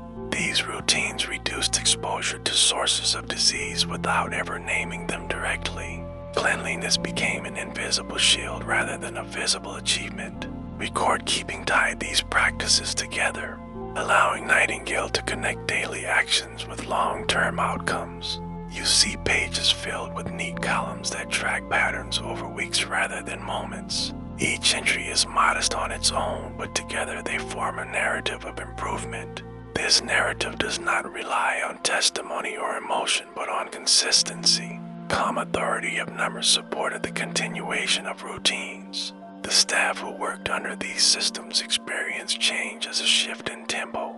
Rather than instruction, you imagine nurses moving with greater confidence, knowing where items were stored and when tasks were expected. This predictability reduced stress and fatigue, indirectly improving the quality of care they provided. The environment supported their work. Instead of resisting it, efficiency emerged naturally from clarity. Patients benefited from these changes in ways that were often subtle but deeply felt.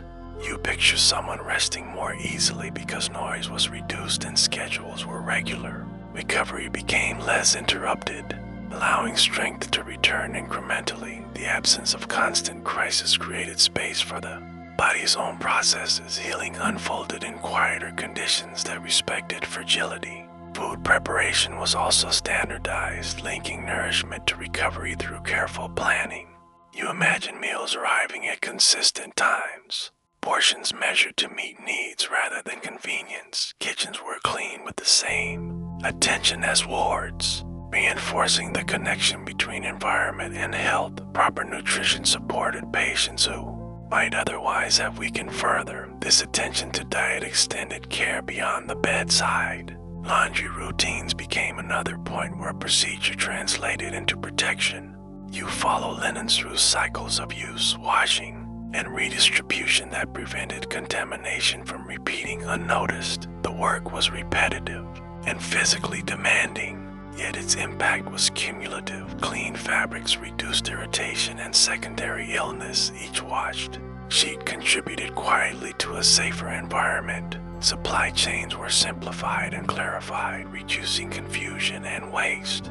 You imagine storerooms labeled and organized so that anyone could find what was needed without delay. This order prevented hoarding and ensured fair distribution. Care became less dependent on individual memory and more on shared systems. Such changes stabilized daily operations. Training reinforced these routines, embedding them into professional identity. You picture new nurses learning not only tasks but the reasons behind repetition. Understanding transformed compliance into commitment. The emphasis on procedure fostered pride and reliability rather than heroism. Care was framed as sustained attention rather than dramatic intervention. The cumulative effect of these everyday practices became visible over time, reflected in calmer wards and steadier recoveries. You imagine administrators reviewing reports that show improvement without spectacle. Success thrived quietly, embedded in routine. The absence of crisis became the measure of effectiveness. This shift redefined what progress looked like. Nightingale's influence persisted because it aligned with the rhythms of daily work. You are guided to see reform not as disruption but as refinement. Procedures fit into existing structures and gradually replaced inefficient habits. The familiarity of routine ensured longevity. Change endured because it felt natural. Correspondence formed the quiet backbone of Florence Nightingale's reform work, unfolding as a steady exchange rather than a burst of revelation. You imagine letters written in careful script, composed slowly and revised for clarity, each sentence shaped to convey order and restraint. These letters did not seek to persuade through emotion but through structure, laying out observations in calm sequence. Officials received them not as urgent pleas but as measured reports that invited consideration. In this way, communication itself mirrored the routines she advocated. Statistics entered these letters gently, introduced as supporting companions to lived experience rather than as blunt instruments. You picture columns of numbers placed neatly alongside short explanations, allowing the reader's eye to move at an unhurried pace. The figures did not shout, they waited patiently to be understood. Patterns emerged through repetition rather than emphasis, encouraging trust through consistency. This approach transformed numbers into a soothing language of evidence. The act of compiling statistics was itself methodical and almost meditative. You imagine Nightingale reviewing records late in the evening, the room quiet except for the sound of paper shifting and a pen moving steadily. Each entry was checked and rechecked, not out of anxiety but out of respect for accuracy. This careful attention ensured that conclusions rested on stable ground. The process valued patience as much as insight. Rather than presenting data as proof of personal success, she framed it as a shared resource for improvement. You notice how letters often shifted focus from her actions to outcomes observed across entire institutions. This diffused responsibility and encouraged collective ownership of reform. Statistics became tools for planning rather than trophies for display. Their calm presentation invited collaboration. Visual representations, such as charts and diagrams, were designed for clarity and quiet comprehension. You imagine them laid out with balanced proportions, guiding the eye smoothly from one segment to the next. These visuals reduced complexity without oversimplifying, allowing patterns to be grasped intuitively. They functioned as maps rather than arguments. The experience of reading them was orderly and reassuring. The tone of her correspondence remained even, regardless of the subject's gravity. You sense a deliberate avoidance of urgency replaced by confidence and gradual understanding. Problems were named plainly and followed by proposed adjustments, each step laid out in sequence. This structure minimized resistance by making change feel manageable. Calm reasoning became its own persuasive force. Officials and administrators responded to this tone with measured engagement. You imagine meetings where her letters were read aloud, their steadiness setting the mood for discussion. Debate unfolded slowly, guided by shared reference points rather than competing claims. Decisions were shaped over time, influenced by accumulated evidence. The pace matched the method. Statistics also provided continuity across distance and time, linking experiences from different hospitals into a single narrative. You picture data arriving from multiple locations, gathered into unified tables that revealed broader trends. This aggregation transformed isolated observations into systemic understanding. The scale expanded without losing detail. Insight grew through careful assembly. In presenting findings, Nightingale often emphasized margins and small shifts rather than dramatic swings. You are encouraged to notice how incremental improvements were highlighted as meaningful progress. This focus reinforced the value of persistence over sudden change. Readers learned to appreciate subtle gains. Success became a matter of direction rather than destination. Our correspondents avoided assigning blame, instead concentrating on conditions and processes. You see how this approach reduced defensiveness and kept attention on solutions. Statistics were framed as descriptions of environments rather than judgments of individuals. This neutrality maintained trust and openness. Reform proceeded without personal conflict. The rhythm of letter writing itself established continuity in reform efforts. You imagine a regular schedule of updates, each one building on the last. This cadence kept issues present. Without overwhelming recipients, change remained visible and manageable. Time became an ally rather than an obstacle. Readers of her letters encountered a voice that was steady and consistent, fostering confidence through familiarity. You sense how repeated exposure to this tone normalized the idea of systematic improvement. The absence of drama made reform feel sustainable. Calm became synonymous with competence. Trust grew quietly. Statistics also serve as a form of memory, preserving lessons learned for future application. You imagine archives where reports rested, ready to inform decisions years later. These records extended influence beyond immediate circumstances. Knowledge endured through documentation. The written word carried reform forward. Our method demonstrated that evidence need not be forceful to be effective.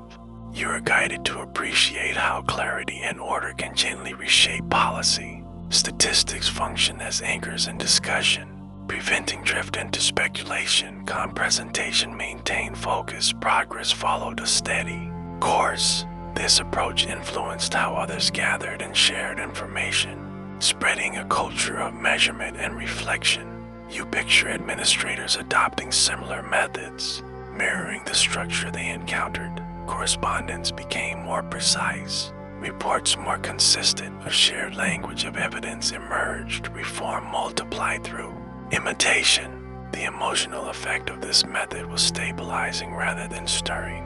You imagine readers feeling reassured by the sense that problems were understood and addressed systematically. Anxiety gave way to patience. Confidence replaced urgency. The tone itself became therapeutic. Over time, the accumulation of correspondence created a dense network of understanding. You see how letters referenced earlier reports, creating continuity and depth.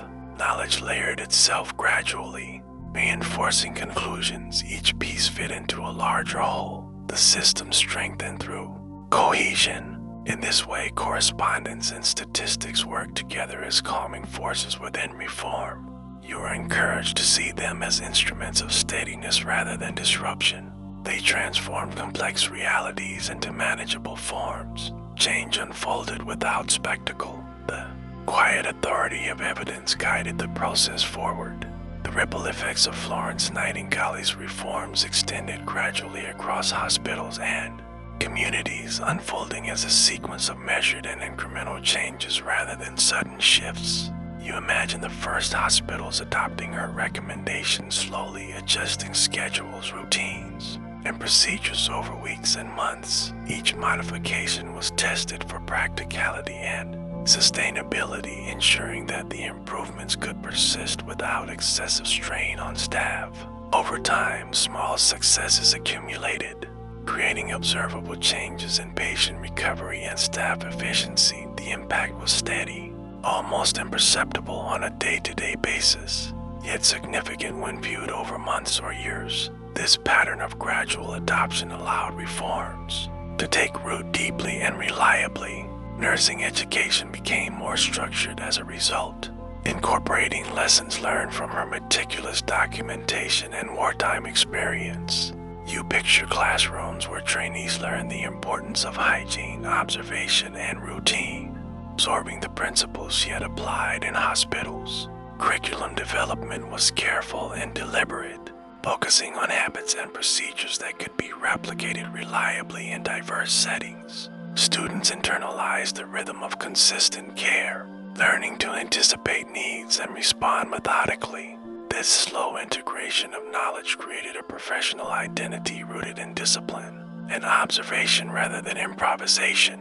Each trainee became a carrier of steady, incremental change. Public health policies similarly benefited from her influence, though often indirectly and with delay. Municipal authorities and hospital administrators incorporated her findings into regulations and recommendations, altering the expectations for cleanliness, ventilation, and patient management. You imagine committees convening to review reports and adopt guidelines, each step deliberate, emphasizing procedural reliability. The process was measured, avoiding dramatic or reactive measures, but gradually reshaping institutional behavior. Standards once considered optional became routine. Embedding reform into everyday practice, the cumulative effect improved outcomes across multiple facilities without abrupt disruption. Her reforms also prompted subtle cultural shifts within healthcare institutions. You notice how staff began to value documentation, planning, and preventive measures as integral to their roles. Meetings included discussion of routines and procedural improvements rather than only immediate patient issues. Supervisors observed adherence to consistent practices, reinforcing the importance of habit over improvisation. Over time, these shifts stabilized workflows, reduced errors, and created an environment where careful attention to detail was the expected norm. Incremental change became embedded not through enforcement, but through the quiet shaping of daily practice. Community health programs were influenced as hospitals demonstrated the benefits of systematic reform. You imagine public outreach programs adopting lessons about hygiene, nutrition, and disease prevention, guided by printed materials or lectures drawn from Nightingale's reports. Families and local caregivers learned routines that had been proven effective in institutional settings, translating them into domestic practice. These practices reduced the frequency of illness in the broader population, extending the ripple effects beyond the walls of hospitals. The changes were not immediate or dramatic but steady, reflecting the cumulative wisdom of persistent observation and intervention. In nursing, incremental reforms shaped the profession into a coherent system of training, practice, and evaluation. You picture examinations, practical assessments, and guided practice designed to reinforce the procedural habits Nightingale valued. Trainees repeated tasks systematically, internalizing both skill and rationale. The process emphasized reliability and precision, allowing the profession to standardize care across locations. Over years, this consistency produced measurable improvements in patient outcomes. The ripple effect of discipline training expanded quietly but persistently. Hospital architecture and design also felt the impact of her measured influence. Wards were redesigned to accommodate ventilation, light, and hygiene with careful consideration given to the practicalities of cleaning and observation. You can imagine plans reviewed repeatedly with minor adjustments implemented gradually to test feasibility. Changes were cumulative, layering improvement upon improvement, each step reinforcing the last. The environment itself became a tool of reform, supporting staff routines and patient recovery. Incremental adaptation allowed the hospitals to evolve without sudden disruption. Policy development relied heavily on methodical evidence collection. You imagine administrators referencing Nightingale's statistics to justify procedural changes in multiple institutions. Reforms were implemented with guidance from data rather than decree, allowing each hospital to integrate improvements at a sustainable pace. Staff and management adjusted together, maintaining continuity of care while adopting better practices. The slow pace ensured adherence and reduced resistance. The approach transformed policy into practice seamlessly. Legislation gradually reflected these institutional lessons. translating procedural improvements into official standards. You picture parliamentary committees studying her reports, deliberating on sanitation, staffing, and hospital design. Laws and regulations were drafted to codify practices that had been validated over time. Their implementation was phased, emphasizing reliability and adaptability rather than immediacy. Public health system absorbed lessons from her work in a continuous, measured manner. Change moved outward from individual hospitals to communities and back again. Internationally, her influence extended in a similar incremental fashion. You imagine nurses and administrators in other countries reading her publications, adopting practices selectively and adjusting them to local conditions. Training programs elsewhere mirrored the same focus on routine, observation, and methodical care. The ripple of reform crossed borders gradually, each adaptation reinforcing the principle that small, steady adjustments could yield lasting improvements. Global nursing standards evolved quietly, guided by her insistence on structure and evidence. Her methods demonstrated that enduring change often proceeds through patient, disciplined steps. The impact on patient experience was equally gradual but meaningful. You can picture beds arranged to allow better airflow, clean linens changing with regularity, and predictable schedules for meals and medications. Patients became accustomed to this new rhythm, experiencing fewer interruptions and less uncertainty. Recovery could proceed with steadier progress, supported by consistent environmental and procedural care. You notice how the cumulative effect of minor changes builds a framework of reassurance and reliability. Each increment, while small, contributed to measurable improvement. Educational materials and manuals reinforced incremental learning in nursing. You imagine students reviewing diagrams, schedules, and sample reports repeatedly until the principles became second nature. Lessons were layered over time, emphasizing repetition and gradual mastery rather than memorization alone. Supervisors encouraged consistency and observation, highlighting improvements over weeks and months. Incremental progress became embedded in both skill and mindset. The repetition created habits that endured beyond formal training. Hospitals began to measure outcomes systematically, reflecting the ripple of procedural reform. You picture managers reviewing mortality statistics, infection rates, and recovery timelines with calm attention. Each set of numbers informed the next adjustment, creating a feedback loop of small but continuous improvement. Progress was cumulative, invisible in a single day, but apparent over months or years. The environment of care evolved steadily, shaped by data, observation, and persistence. Reforms became self-reinforcing through their gradual application. Even the culture of supervision changed incrementally. Supervisors learned to value consistent routines, careful record-keeping, and preventive attention.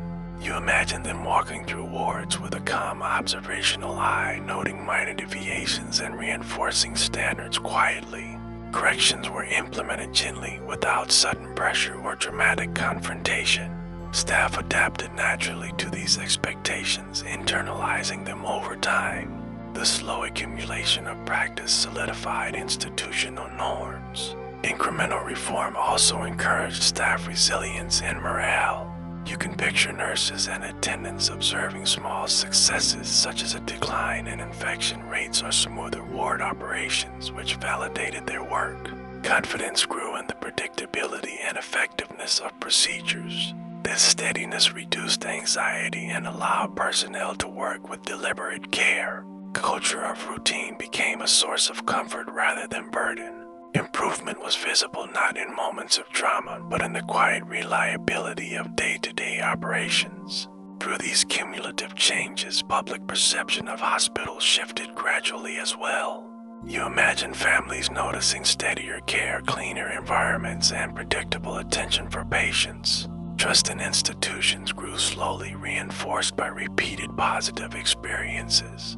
The improvements were subtle yet persistent, creating an expectation of reliability. Reform extended beyond policy and training into lived experience. Incremental adjustments shaped the healthcare landscape in ways both tangible and enduring. The ripple effects extended into allied professions, including medical supply management, sanitation services, and hospital administration. You picture these sectors aligning with standards introduced through Nightingale's work, adopting routines, record keeping, and environmental attention. Each sector's adoption reinforced the others, creating a network of coordinated improvement. Gradual integration ensured that progress was sustainable rather than fragile. The combined effect of multiple slow-moving initiatives built systemic resilience over time. Even small procedural innovations had cumulative influence. You can imagine introducing a minor scheduling adjustment, which allowed staff to complete tasks without interruption, eventually leading to improved outcomes. Over months, repeated small optimizations multiplied across wards. The result was a steady transformation of practice. Reform unfolded as a quiet, layered process. Its rhythm was calm, methodical, and enduring. In reflecting on these effects, you are invited to consider how persistent, incremental change reshapes institutions without fanfare. The story of Nightingale's reforms is not one of immediate revolution, but of quiet, continuous improvement. Each small adjustment, whether in training, routine, or policy, contributed to a broader pattern of health and care. The accumulation of these measured actions produced lasting benefit. Through calm, steady repetition, public health and nursing evolved into more reliable and humane systems. The Thames River in the summer of 1858 carried more than water, it carried the city's exhaustion, a dense and lingering presence that seeped into alleyways and courtyards. You imagine approaching the river bank, noticing a heavy, almost tactile odor that clung to clothing and hair, a mix of decay and stagnation softened only by the distant hint of brine. The soundscape is subdued, dominated by the low murmur of municipal officials meeting in shadowed rooms, their voices calm but hesitant, weighed by indecision. Political debate moved at a measured pace, the low hum of argument and counter-argument threading through the air like a subtle drone, never rising to urgency. Streets near the river seem still, but the air is thick with anticipation, a quiet tension born of recognition that change is both necessary and slow. The city itself breathes in measured rhythms, slowed by the weight of its own infrastructure and human inertia. Buildings lining the river are coated with layers of soot and grime, their surfaces sticky to the touch, absorbing the atmosphere like sponges. You walk along narrow lanes where gutters overflow gently, carrying hints of waste that mingle with the river's odor. The effect is a constant, unremarkable backdrop, familiar to residents yet unmistakably present to any careful observer. The stench is not sharp or violent, but persistent, a reminder of stagnation and inattention. Within the municipal offices, clerks shuffle papers with slow precision, aware of the problem but constrained by bureaucracy and protocol. The hum of discussion remains low and steady, a form of procedural acknowledgement rather than alarm. The water itself moves languidly, carrying a surface sheen that glistens under sunlight yet signals deeper problems beneath. You note how the eye is drawn to the subtle ripples and eddies, each reflecting the sky but hinting at what lies below. Floating debris, small and large, drifts quietly, unnoticed by many, yet it marks the cumulative neglect of sanitation and public health. Boats pass with muted splashes, their rhythm steady, echoing the mechanical persistence of the city around them. The river's odor fluctuates gently with the breeze, occasionally carrying hints of sweet decay or the faint tang of minerals. Residents navigate these sensory cues daily, adjusting habits imperceptibly to the persistent environment. Political paralysis manifests in rooms where committees convene with the same cautious deliberation. Day after day, you imagine the chairs arranged in symmetrical rows, papers stacked neatly, officials speaking in soft, deliberate tones. Decisions are postponed, questions repeated, and recommendations reviewed multiple times, each step slow and measured. This deliberate pace mirrors the river outside. Movement exists but is slowed, absorbed by the surrounding inertia. Even the urgency of public complaints is filtered through layers of calm discussion. never breaking the gentle cadence. The city's administration appears active yet remains profoundly constrained by procedure and custom. Neighborhoods adjacent to the Thames experience the river's influence in muted sensory ways. You notice windows often closed, shutters drawn to mitigate the smell, while the air in courtyards retains a humid, heavy quality. Children playing near streets may pause at particularly pungent moments, their movements deliberate and considered. Adults move slowly, aware that exposure is unavoidable yet moderated by habit. Laundry hung along lines wafts faintly with combined odors of smoke, soot, and river effluent blending into the background. The city absorbs the river's characteristics, integrating them into daily experience with quiet resignation. Residents' daily routines subtly adjust to the river's presence in municipal inaction. You imagine marketplaces where produce is inspected more carefully, hands brushing over surfaces with deliberate caution. Public fountains and wells are approached with wary attention, as if each sip requires consideration. The low hum of political debate seems distant yet omnipresent, a constant reminder that governance exists but is constrained. Each day's activity unfolds under the gentle weight of awareness rather than crisis. Citizens carry a quiet resilience, adapting behavior to persistent environmental conditions. The smell of the Thames is layered and changing, shifting gently with the tide, temperature, and wind. You sense hints of decay, the faint metallic tang of suspended particles, and occasionally the earthy aroma of dredged riverbanks. These elements combine into a consistent backdrop, never shocking but never absent. Visitors notice the sensory quality immediately, while long-term residents accept it as part of life's rhythm. The river thus acts as a slow, persistent teacher, signaling neglect and the need for attentive care. Its odor is less a warning than a steady note in the city's quiet composition. Municipal offices reflect the same slow rhythm observed outside. Clerks move papers with careful repetition, administrators speak in measured cadences, and recommendations circulate through multiple hands before action is taken. Meetings are deliberate, each participant attuned to precedent and procedure. Change occurs incrementally, almost imperceptibly, like the subtle movement of the tide against the embankment. The city's response is restrained, cautious, methodical. You notice how this tempo mirrors the river itself, slow but continuous. Workers along the docks experience the river in both practical and sensory terms.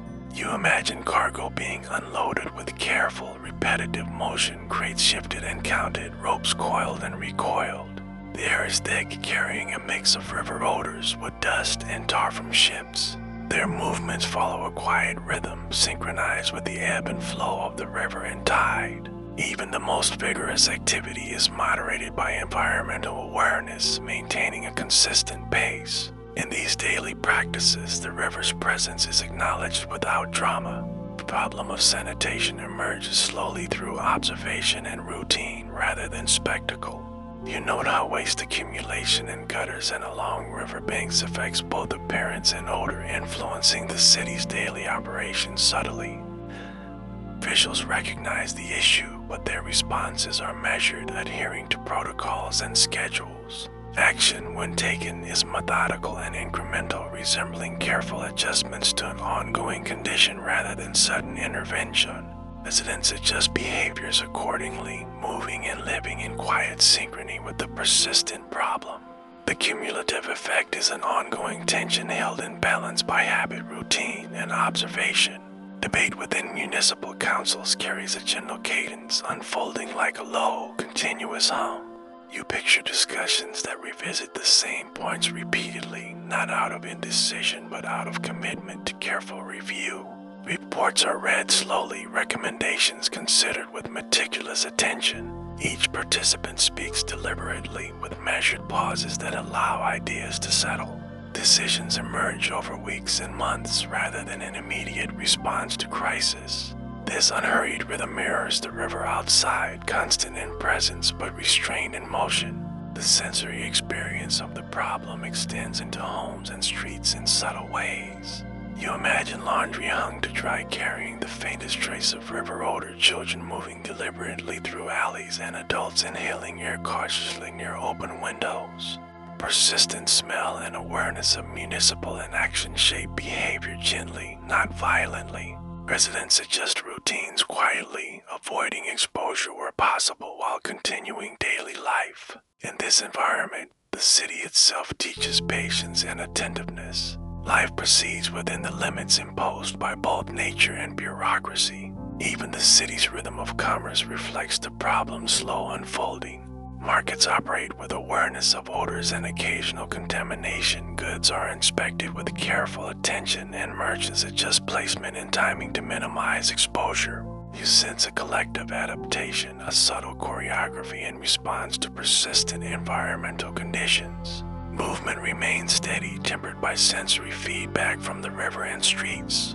This adaptation occurs without overt acknowledgement, integrated seamlessly into daily practice. The slow, persistent presence of the problem shapes behavior as effectively as any ordinance or law. The dense odor and the municipal paralysis together create a pervasive atmosphere, experienced in every moment of daily life. You notice the city stillness, punctuated only by the low hum of discussion, footfalls along river banks, and the distant clatter of barges. The combined effect is a slow, measured awareness of both challenge and routine. Citizens, workers, and officials alike navigate these conditions with a kind of quiet resilience, learning to act within the bounds of the environment and bureaucracy. Change is anticipated patiently rather than demanded urgently. The river and the hum of debate create a continuous, almost hypnotic rhythm. Residents develop a subtle, intuitive understanding of the problem, guided by sensory experience rather than formal instruction. You imagine a mother teaching her children to avoid stagnant water, a merchant adjusting schedules according to odor patterns, and a worker timing tasks with the tide. These adaptations are quiet and habitual, almost unnoticed in their execution. Behavior aligns with the environment gently, producing an incremental improvement in safety and comfort. The city operates as a living organism, slowly responding to persistent cues. Observing this rhythm provides insight into the slow power of adaptation. The persistent smell of the river serves as a constant reminder of environmental neglect, but it is integrated into the city's sensory vocabulary. You notice how attention to smell, touch, and movement informs daily life, influencing choice without dramatic alarm. Officials, aware yet cautious, maintain deliberation and decision-making. The low hum of debate continues steadily, framing the problem as ongoing and manageable rather than sudden and catastrophic. Citizens internalize this rhythm, moving in quiet coordination with both municipal action and environmental feedback. The problem exists in slow motion, perceptible but not overwhelming. Joseph Bazalgette approached the task of reshaping London's sanitation with the same deliberate patience that characterized Florence Nightingale's hospital reforms, envisioning the river and its surrounding streets as a landscape to be gradually transformed. You can imagine him spreading detailed maps across a large oak table, tracing the paths of pipes with a calm, measured hand, each line representing a carefully calculated flow rather than a dramatic intervention. His designs accounted for gradients, connections, and capacity, all layered in a manner that emphasized reliability over spectacle. Workers would later translate these abstract plans into physical form, moving with steady, rhythmic precision along the city streets. The process unfolded incrementally, day by day, trench by trench, pipe by pipe. Even the most complex sections were approached with procedural care, turning construction into a methodical narrative of progress. Trenching began quietly, the first shovelfuls of earth lifted and set aside with careful attention. You imagine the lines of laborers moving in coordination, spades dipping into damp soil in a slow, almost meditative rhythm. The earth was not removed hastily, but in measured portions, ensuring that the surrounding structures remained stable. Each trench was inspected and adjusted before pipe laying commenced, reinforcing a pattern of deliberate repetition. The clink of metal tools and the muted sound of shifting earth created a subtle auditory backdrop, steady and unintrusive. This slow choreography emphasized process over speed, embedding care into the very fabric of construction. Laying the pipes demanded equal attention to detail, with sections fitted precisely to maintain gradients and prevent backflow. You picture workers aligning segments, tightening joints, and ensuring seals without haste. Each motion repeated across hundreds of yards. The repetition of fitting, measuring, and securing became hypnotic, a continuous rhythm that mirrored the steady flow of water the system would eventually carry. Supervisors walked alongside, checking alignments and documenting progress, their presence reinforcing the importance of consistency. Mistakes were corrected calmly as part of the ongoing procedure rather than a moment of crisis. Each segment installed represented another small, measurable step toward transformation. The movement of materials from quarries and workshops to the trench sites was orchestrated with similar precision. You imagine carts rolling steadily over cobblestone streets, guided by drivers who maintain pace and coordination. Stone, brick, and pipe arrive at predictable intervals, allowing laborers to maintain a continuous, controlled workflow. Even pauses were planned for, built into the rhythm to allow inspection and adjustment. This careful orchestration reduced waste and ensured that construction proceeded smoothly. The city itself became part of the narrative, with every street, alley, and embankment integrated into the procedure.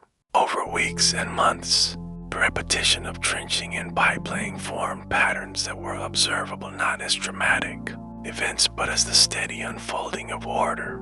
You noticed the slow straightening of streets, the alignment of manholes, and the gradual disappearance of stagnant water puddles. Workers developed routines attuned to both the terrain and the project plan, executing each phase with measured efficiency. The construction process had its own sensory rhythm, the scrape of shovels, the muted thud of pipes settling into place, and the occasional echo of distant instructions. The hypnotic repetition created a sense of inevitable progress, steady and reassuring. Each day added another layer to a cumulative transformation. Inspection and adjustment were continuous, a procedural layer that ensured durability and precision. You can imagine supervisors walking along trenches, measuring slopes and confirming connections, documenting minor discrepancies before they became systemic. The laborers responded methodically to feedback, reworking sections calmly and without haste. This iterative cycle reinforced accuracy and reliability rather than dramatizing urgency. Over time, small corrections accumulated into a fully functional network capable of carrying vast volumes of wastewater. The system grew quietly under persistent attention and careful management. Support structures such as brick encasements and concrete bedding were integrated with equal patience. You picture masons shaping each brick, setting it in place, and checking alignment before mortar hardened. The repetitive laying of bricks, the slow rise of retaining walls, and the methodical filling of gaps formed a continuous sequence of tactile, visual, and auditory rhythms. Even the smallest adjustment, such as a slight leveling of a pipe, was approached deliberately, with procedural care dictating every action. Observers could see progress in subtle increments rather than sudden leaps. The construction itself became a form of calm, continuous storytelling. Water flow testing followed installation with the same unhurried precision. You imagine small quantities of water introduced, movement observed, measurements recorded. Adjustments were made carefully as minor misalignment could affect the entire system downstream. Workers repeated tests along successive sections, ensuring uniformity and continuity. Each confirmed flow marked another stage completed, a quiet milestone in the broader narrative of improvement. This careful verification reinforced reliability over spectacle. Coordination of laborers, engineers, and supervisors resembled a slow, choreographed dance.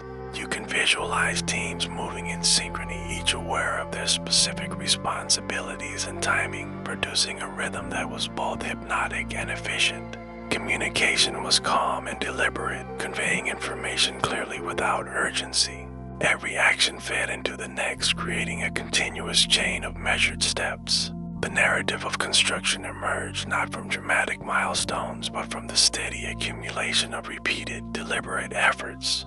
Progress unfolded as a sequence of controlled, observable patterns. Materials handling continued with similar deliberation, ensuring that bricks, stones, iron fittings arrive in sequence with trench preparation. You picture storage areas organized to optimize flow, with supervisors checking inventories daily and adjusting delivery schedules slowly. The repetitive movement of materials into place was matched by inspection and quality control. Workers internalized a procedural rhythm that ensured continuity without need for haste. Each day's work contributed a predictable increment to the larger system. The city's infrastructure began to evolve almost imperceptibly under the weight of persistent attention. Manhole construction followed standardized methods repeated across the city with careful precision. You can imagine workers measuring, laying bricks, and forming arches with practiced, unhurried hands. Each manhole was tested for stability, inspected for alignment, and documented before moving to the next. The repetition created a sense of consistency and predictability, establishing a network of access points integrated seamlessly into the main sewer lines. Even routine adjustments such as minor leveling or mortar repair were executed calmly, reinforcing reliability. These small actions collectively ensured the long-term effectiveness of the system. Gradual connection of secondary drains to main arteries mirrored the same careful rhythm. You picture each tributary measured, aligned, and secured in sequence with attention to slope, capacity, and flow control. Workers moved systematically from site to site, repeating tasks in a steady cadence that minimized errors. Supervisors documented progress meticulously, noting deviations and directing corrective actions. The process was hypnotic in its repetitiveness, a sequence of precise steps building towards systemic transformation. The city's capacity to manage waste expanded quietly, almost invisibly. Archways, culverts, and sluices were integrated into the system with procedural care, each element installed according to detailed specifications.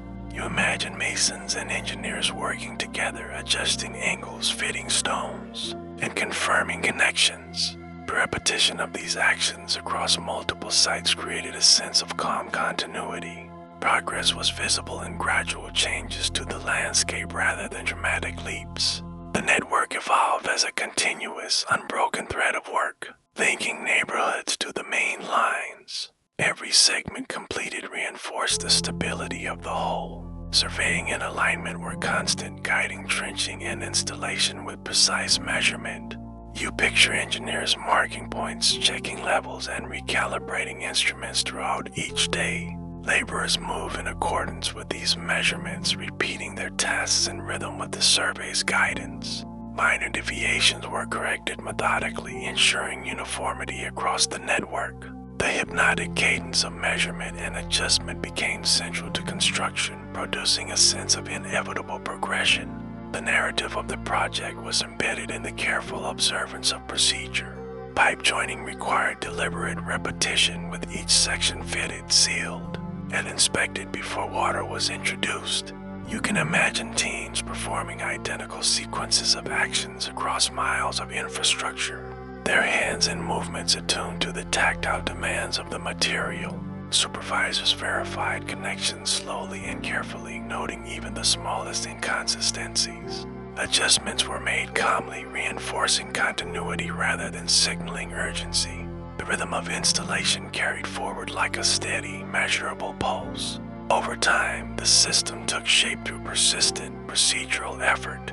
The work of connecting intercepting sewers to main lines involved patient coordination and repeated verification. You picture engineers aligning endpoints, adjusting gradients, and observing water movement in miniature tests. Laborers carried out these connections in measured, rhythmic steps, ensuring that each joint met precise standards. Documentation accompanied each phase, forming a continuous record of methodical progress. The system expanded gradually, with each completed link reinforcing the reliability of the network.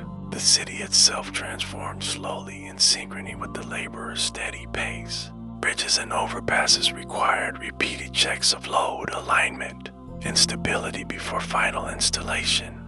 You imagine workers adjusting supports, securing fastenings, and confirming measurements through careful repetition. Supervisors documented each stage, ensuring compliance with original plans. The rhythm of work was calm and deliberate, emphasizing accuracy over speed.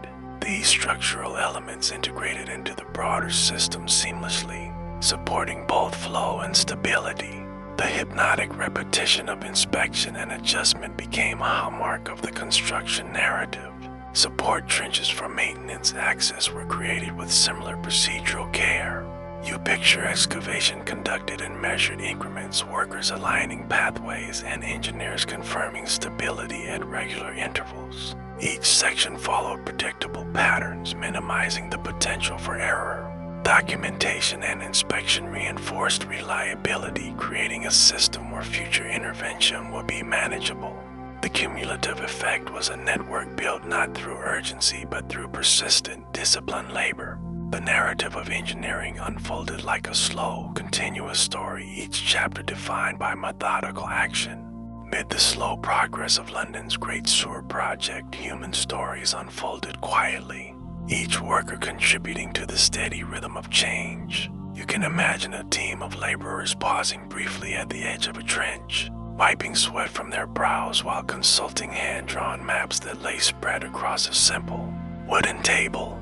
The maps, meticulously detailed, guided each spade and pipe segment, translating abstract planning into concrete action. Surveyors moved with calm precision, measuring gradients and noting alignments, their instruments humming softly as they ensured accuracy. These small vignettes revealed the patient coordination required to bring Basalt Jet's vision to life, emphasizing steady repetition over spectacle.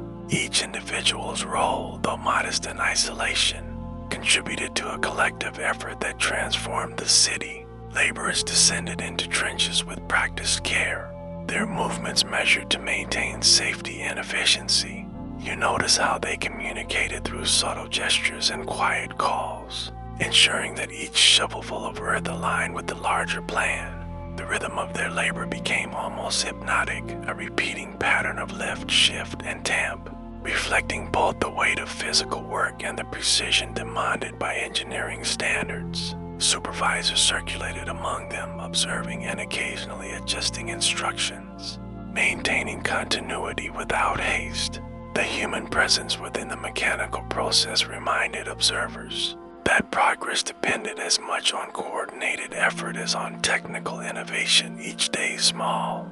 Accomplishments layered into a larger story of gradual transformation. Surveyors stood at the riverbanks or on cobbled streets, instruments balanced carefully on tripods, eyes scanning distances with calm focus. You can imagine the steady movement of the adol lights and leveling rods, the repeated adjustment of lines and angles, each measurement recorded in meticulous notebooks. Their work, methodical and unhurried, created a network of reference points that allowed laborers to operate efficiently even in complex or uneven terrain. Teams of assistants followed the surveyor's directions, carrying rods, marking lines with chalk or stakes, ensuring that the vision on paper matched the reality on the ground. The repeated steps of measurement and verification formed a subtle rhythm, almost musical in its persistence, guiding the city's transformation. Each human interaction reinforced the procedural narrative of construction.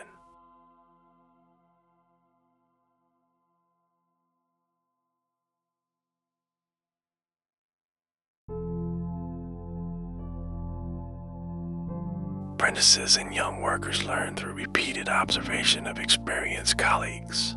You can imagine a boy tracing the lines of a surveyor's rod, mimicking careful steps, internalizing measurement techniques through quiet imitation. These small lessons were repeated day after day, gradually building competence without formal instruction. Mistakes were corrected calmly, framed as part of the ongoing learning process rather than failure.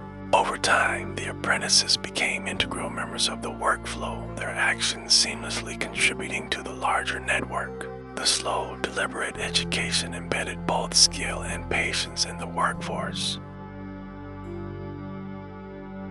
Even moments of fatigue were met with gentle adaptation rather than abrupt interruption. You notice workers pausing briefly to stretch or shake limbs, then resuming with measured pace, maintaining the rhythm of construction. Supervisors accounted for human endurance in their scheduling, ensuring that no individual was overextended and that quality of work remained consistent. These subtle accommodations contributed to the smooth continuity of the project. The human element, attentive and resilient, harmonized with the technical precision of engineering. Each day's quiet effort accumulated toward a tangible transformation of the city's sanitation infrastructure.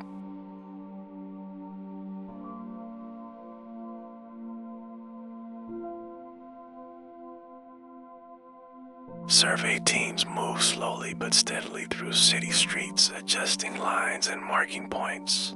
You can picture the methodical measurement of distances, the placement of stakes, and the repeated recording of notes, all conducted in calm, rhythmic succession. Laborers followed their guidance, trenching and laying pipes in harmony with measured instructions. The repetition and coordination produced a hypnotic sense of ongoing order. Each survey, each action added another layer to the network of work. Human presence and procedural consistency intertwined to sustain continuous progress. Small teams of masons, carpenters, and ironworkers contributed in equally methodical ways. You imagine a mason repeating the setting of bricks along a culvert, checking alignment carefully before moving to the next section. Ironworkers measured and cut fittings with calm precision, repeating each action steadily. These repeated tasks reinforced accuracy, ensuring uniformity across multiple sites. Coordination among tradespeople maintained rhythm and flow without urgency. The human dimension of construction unfolded quietly yet indispensably, shaping the physical transformation of the city. Supervisors maintained calm observation, correcting and guiding without abrupt intervention. You notice how each suggestion is delivered quietly, repeated if necessary, allowing workers to internalize adjustments without disruption. The subtle flow of instruction and response preserves both morale and efficiency. Tasks continue steadily, uninterrupted by the presence of oversight. The network of human activity remains synchronized, reinforcing the hypnotic cadence of labor. Each participant contributes predictably, building the project piece by piece. Human endurance was harmonized with task rotation and scheduling. You can imagine teams alternating duties, allowing rest while maintaining continuity in trenching, pipe laying, and surveying. Supervisors monitored stamina carefully, ensuring that fatigue did not compromise precision. Repetition of tasks reinforced skill and maintained rhythm. Small breaks were integrated seamlessly, forming part of the daily cadence rather than interrupting it. The cumulative effort of countless individuals gradually produced a large-scale achievement of functional, flowing sewers. As the final sections of the sewers were completed, the city began to experience a subtle, almost imperceptible transformation. You can imagine the first trickle of water coursing through freshly laid pipes, its movement smooth and continuous, displacing the stagnant pools that had lingered for so long along the Thames.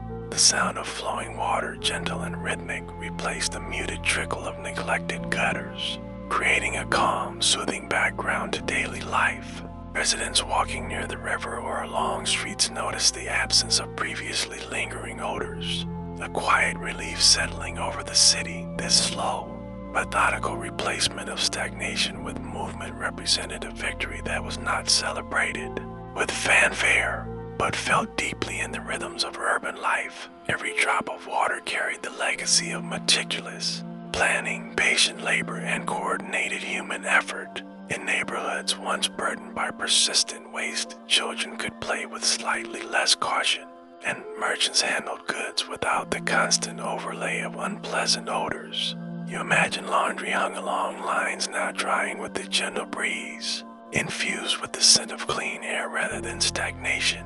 Even animals, pigeons and dogs alike, adapted to the subtly improved conditions, navigating streets with less interference from filth and puddles.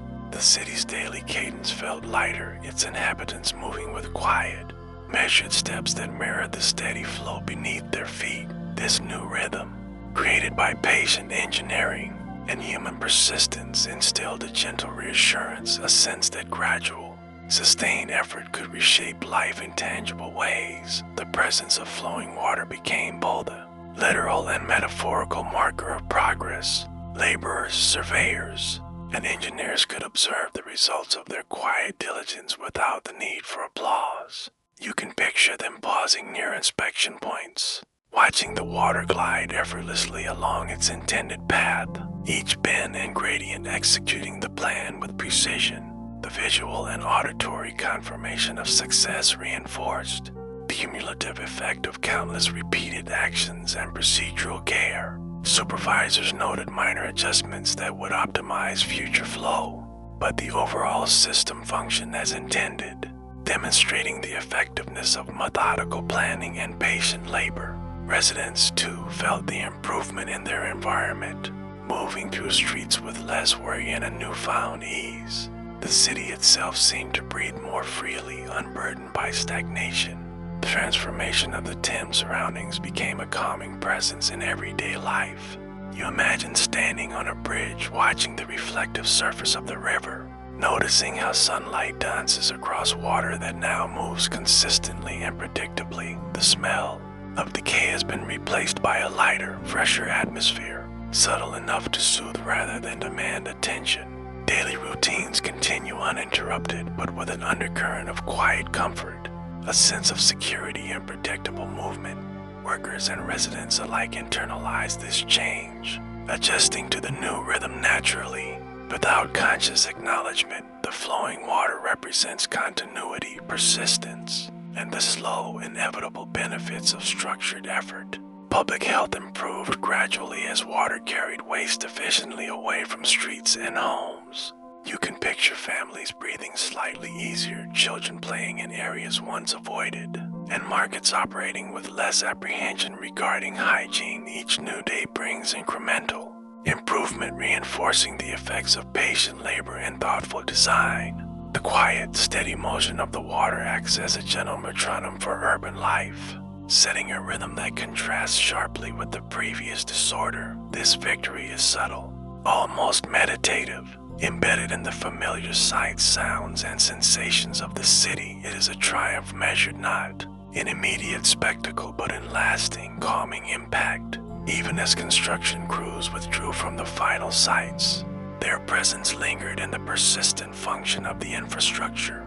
Imagine the soft trickle echoing beneath streets, the hum of water traveling through pipes, a background noise that is both continuous and reassuring. Residents adapt to this new auditory landscape, finding comfort in the constancy of movement. Contrast between past stagnation and present flow becomes a quiet lesson in the value of patience, procedure, and coordination. Human effort and engineering precision converge, producing a steady, reliable improvement in urban life. Flowing water replaces disorder not abruptly but gently, marking a tranquil victory for the city and its inhabitants. Neighborhoods adjacent to the Thames reflect subtle daily benefits of this system. You notice streets less damp, alleys carrying faint scents of earth rather than decay, and drainage that responds predictably to rainfall. Workers and citizens navigate the urban landscape with ease, their movements synchronized with the gentle patterns of water flow. The city's atmosphere carries a newfound calm, a steady reassurance that the environment is now responsive rather than obstructive. Even minor sounds, the drip of water from a drain, the soft rush through culverts contribute to a sense of rhythmic stability. The quiet victory manifests not in grandeur, but in the continuity of life flowing smoothly around and through the city. Maintenance crews benefit from the improved system, moving through tunnels and access points with predictable routines. You can imagine them checking flow, making minor adjustments, and observing the water's calm progression through pipes. Each day, these small, repeated tasks ensure the system's reliability, reinforcing the lessons of patient, careful construction. The smooth flow eliminates the need for constant emergency intervention, allowing both workers and residents to experience a steady, reassuring rhythm.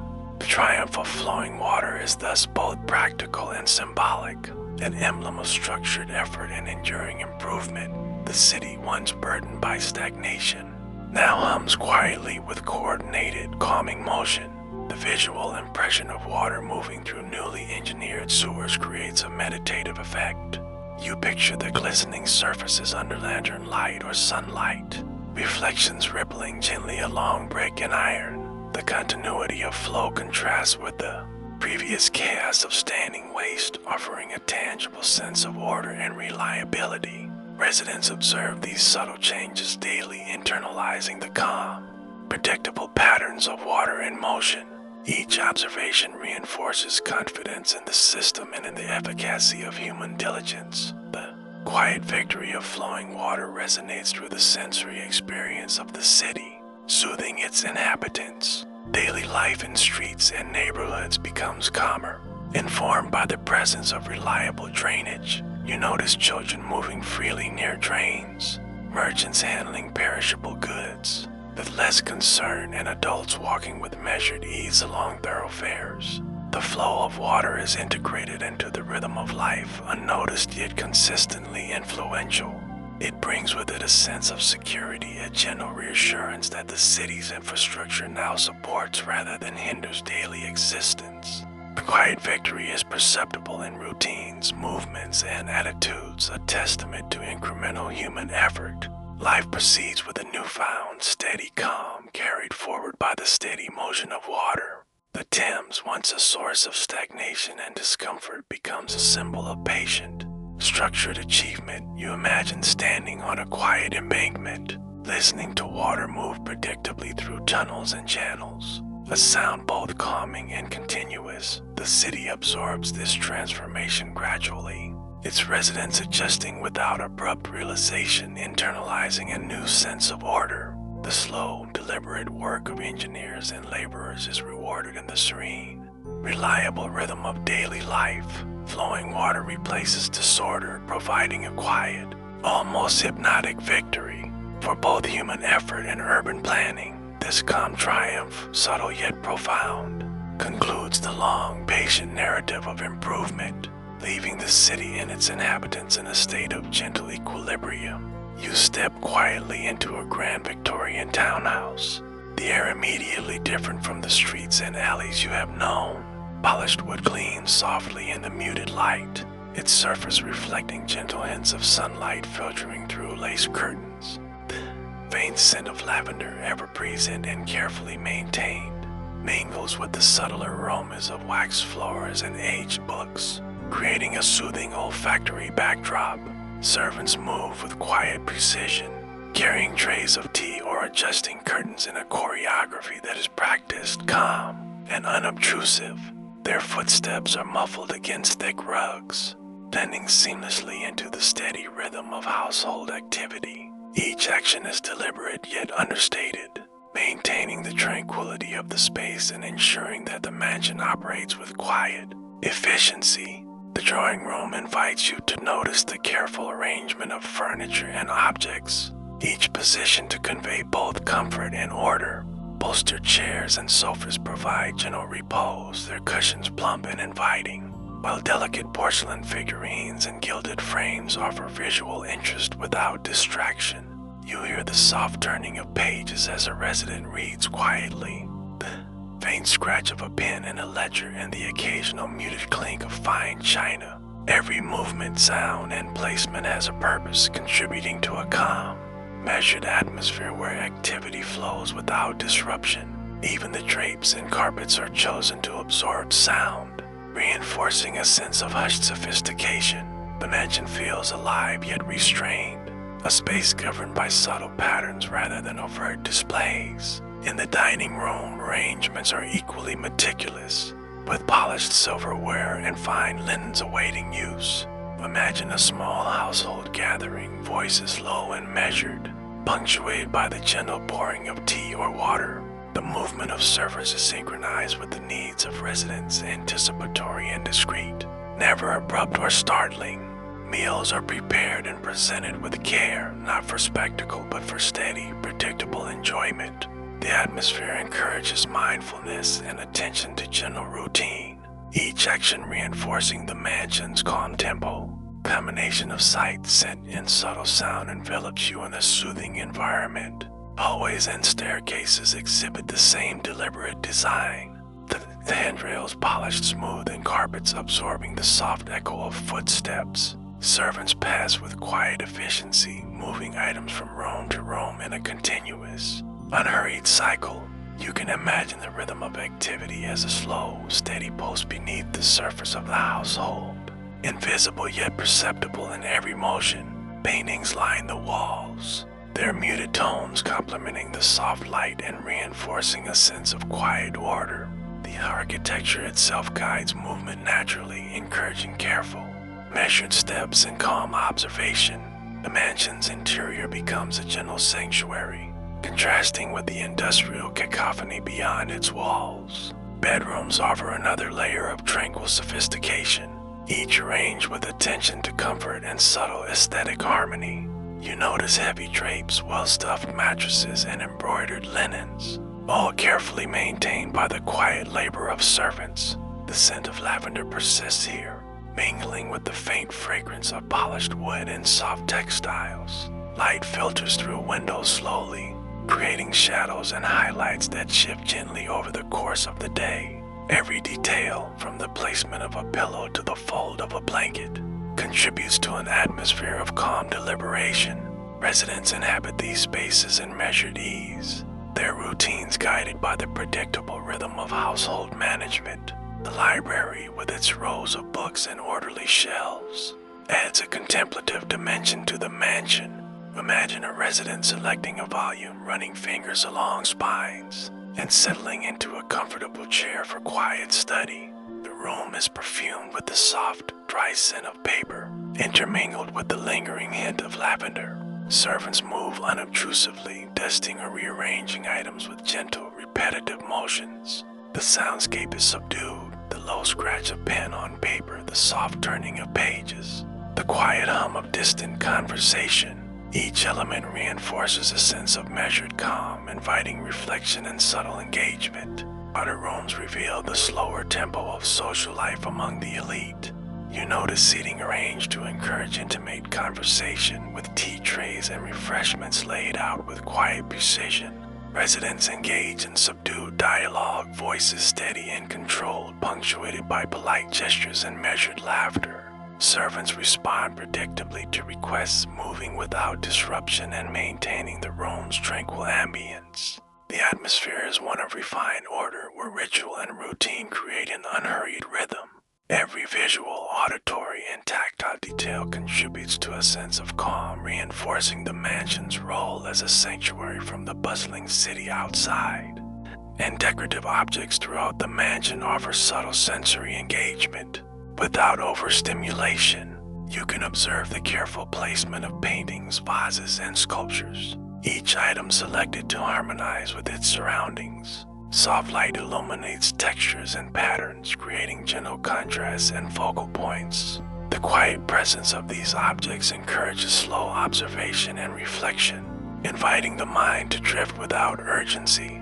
Servants maintain these pieces with deliberate care, polishing and arranging them according to established routines. This attention to detail contributes to an overarching sense of calm and continuity.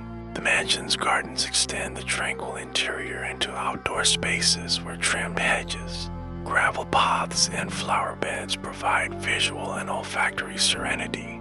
You imagine walking slowly along winding paths, inhaling the subtle scent of blossoms and freshly turned soil. Servants tend to the grounds with quiet diligence, pruning, watering, and raking in a gentle, continuous rhythm. The sound of birds, rustling leaves, and distant water features forms a calming auditory layer. Each step, gesture, and observation reinforces the measured tempo of life among the elite, contrasting sharply with the industrial streets beyond. The gardens offer a seamless extension of the mansion's deliberate, unhurried atmosphere. Private studies and offices reflect the same meticulous order, with papers, ledgers, and instruments arranged for easy access and calm productivity.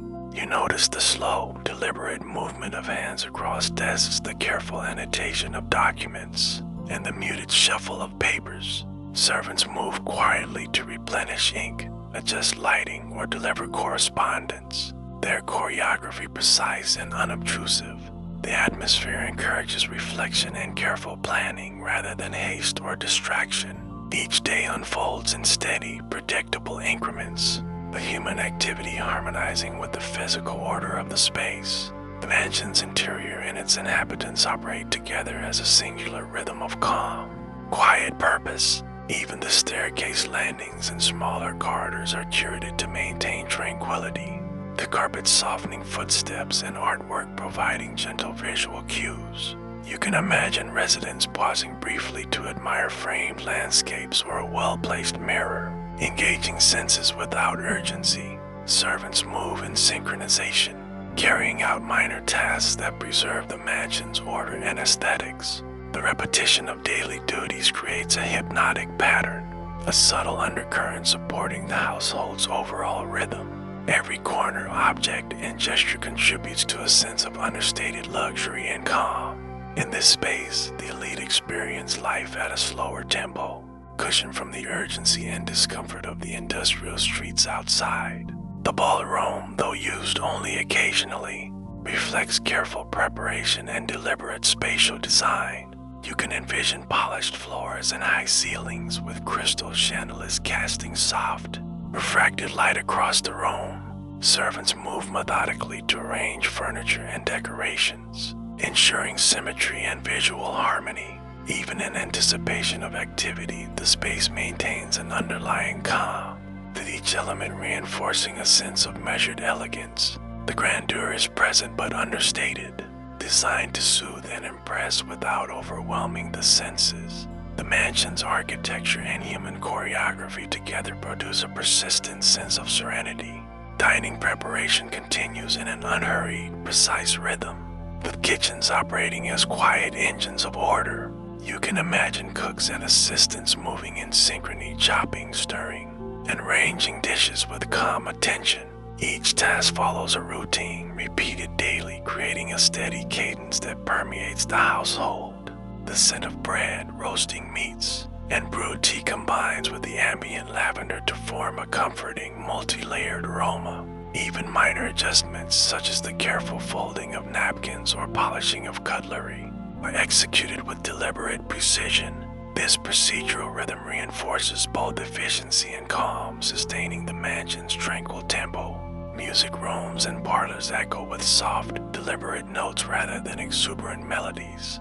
You can imagine a piano played gently, a violin accompanying in quiet harmony, the sound contained within walls lined with tapestries and curtains that soften resonance. Servants move silently, arranging sheet music or adjusting seating, maintaining an atmosphere of calm focus. Each chord and gesture contributes to the mansion's overall rhythm, offering sensory engagement that is soothing and measured. Residents absorb this gentle cadence, moving and responding in accordance with subtle cues of space and sound. The mansion operates as a cohesive organism, each action and sound reinforcing its tranquil, unhurried life. Afternoon tea begins with a careful preparation, each element arranged with deliberate precision and attention to aesthetic harmony. You can imagine the silver teapot polished to a soft gleam, cups aligned perfectly on a lace-trimmed tray, and the aroma of freshly brewed leaves filling the room gently. Servants move silently, carrying sandwiches, scones, and delicate pastries, placing each item in its designated position without haste.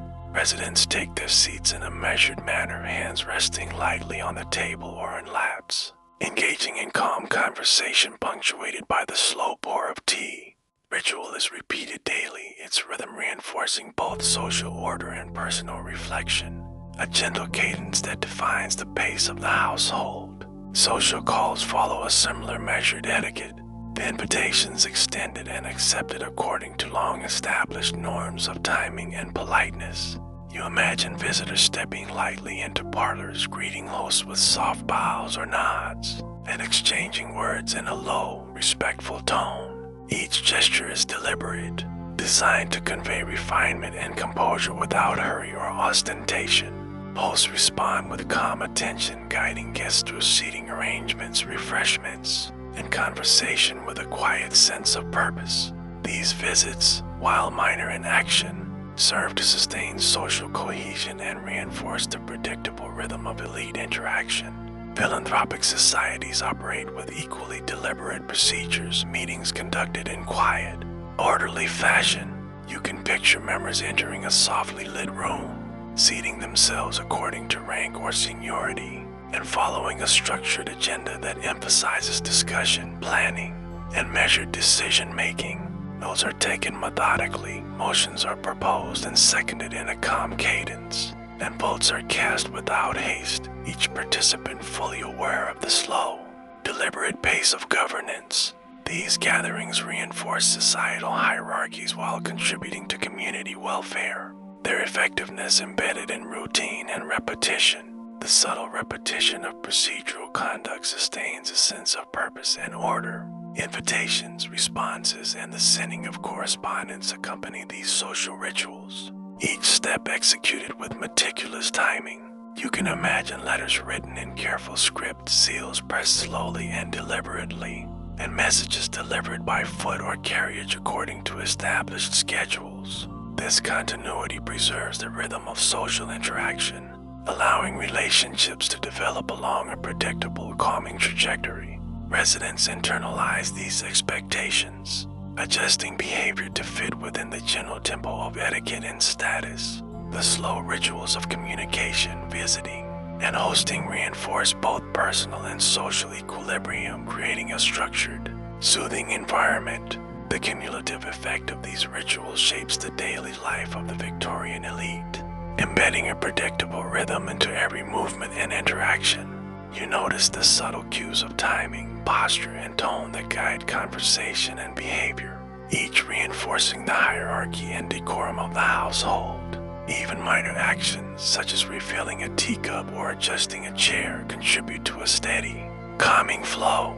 Residents navigate this structured world with ease, comforted by the familiarity and predictability of their surroundings. In this way, ritual, etiquette, and repetition combine to create a continuous, soothing cadence that contrasts with the frenetic life outside the mansion walls. Within the quiet walls of the mansion, the management of wealth unfolds in a slow, deliberate rhythm far removed from the immediate chaos of the mill yard below. You can imagine ledgers open on polished desks, inked columns meticulously recording income, expenses, and profits with calm precision. Decisions regarding investments, labor contracts, and resource allocation are made in measured consultation, each step considered carefully before moving forward. The anxiety of overseeing factories exists, but it is filtered through distance, both physical and procedural, reducing urgency into a structured, almost meditative form of concern. Advisors and stewards relay reports in subdued tones, presenting challenges and resolutions in an orderly cadence that encourages reflection rather than panic. Each transaction, note, and calculation contributes to a steady rhythm of control, allowing the elite to navigate financial responsibilities with composed attention. The temporal buffer between the mansion and the factory floor softens the intensity of industrial life, transforming potential crises into manageable, methodical tasks. You can picture the reading of factory reports with quiet focus, tracing patterns of production, attendance, and supply in an unhurried sequence. Supervisors' correspondence is reviewed slowly, each letter a subtle pulse of the larger industrial organism. Without the immediate demands that burden workers on the ground, the elite's involvement is measured, their worries procedural rather than visceral, emphasizing planning over reaction. Calculations are repeated, notes checked, and strategies discussed in calm succession, forming a rhythm that is reassuringly consistent. This distance allows the mind to engage with industrial challenges intellectually, maintaining composure and order. Financial oversight in the mansion also includes investments beyond immediate industrial concerns, such as property, stocks, or philanthropic ventures. You can imagine a quiet morning spent reviewing deeds, observing rent collections, or analyzing market trends, each action contributing to a careful balance of income and expenditure. Servants deliver reports discreetly and discussions occur in hushed tones, maintaining the mansion's overall serenity.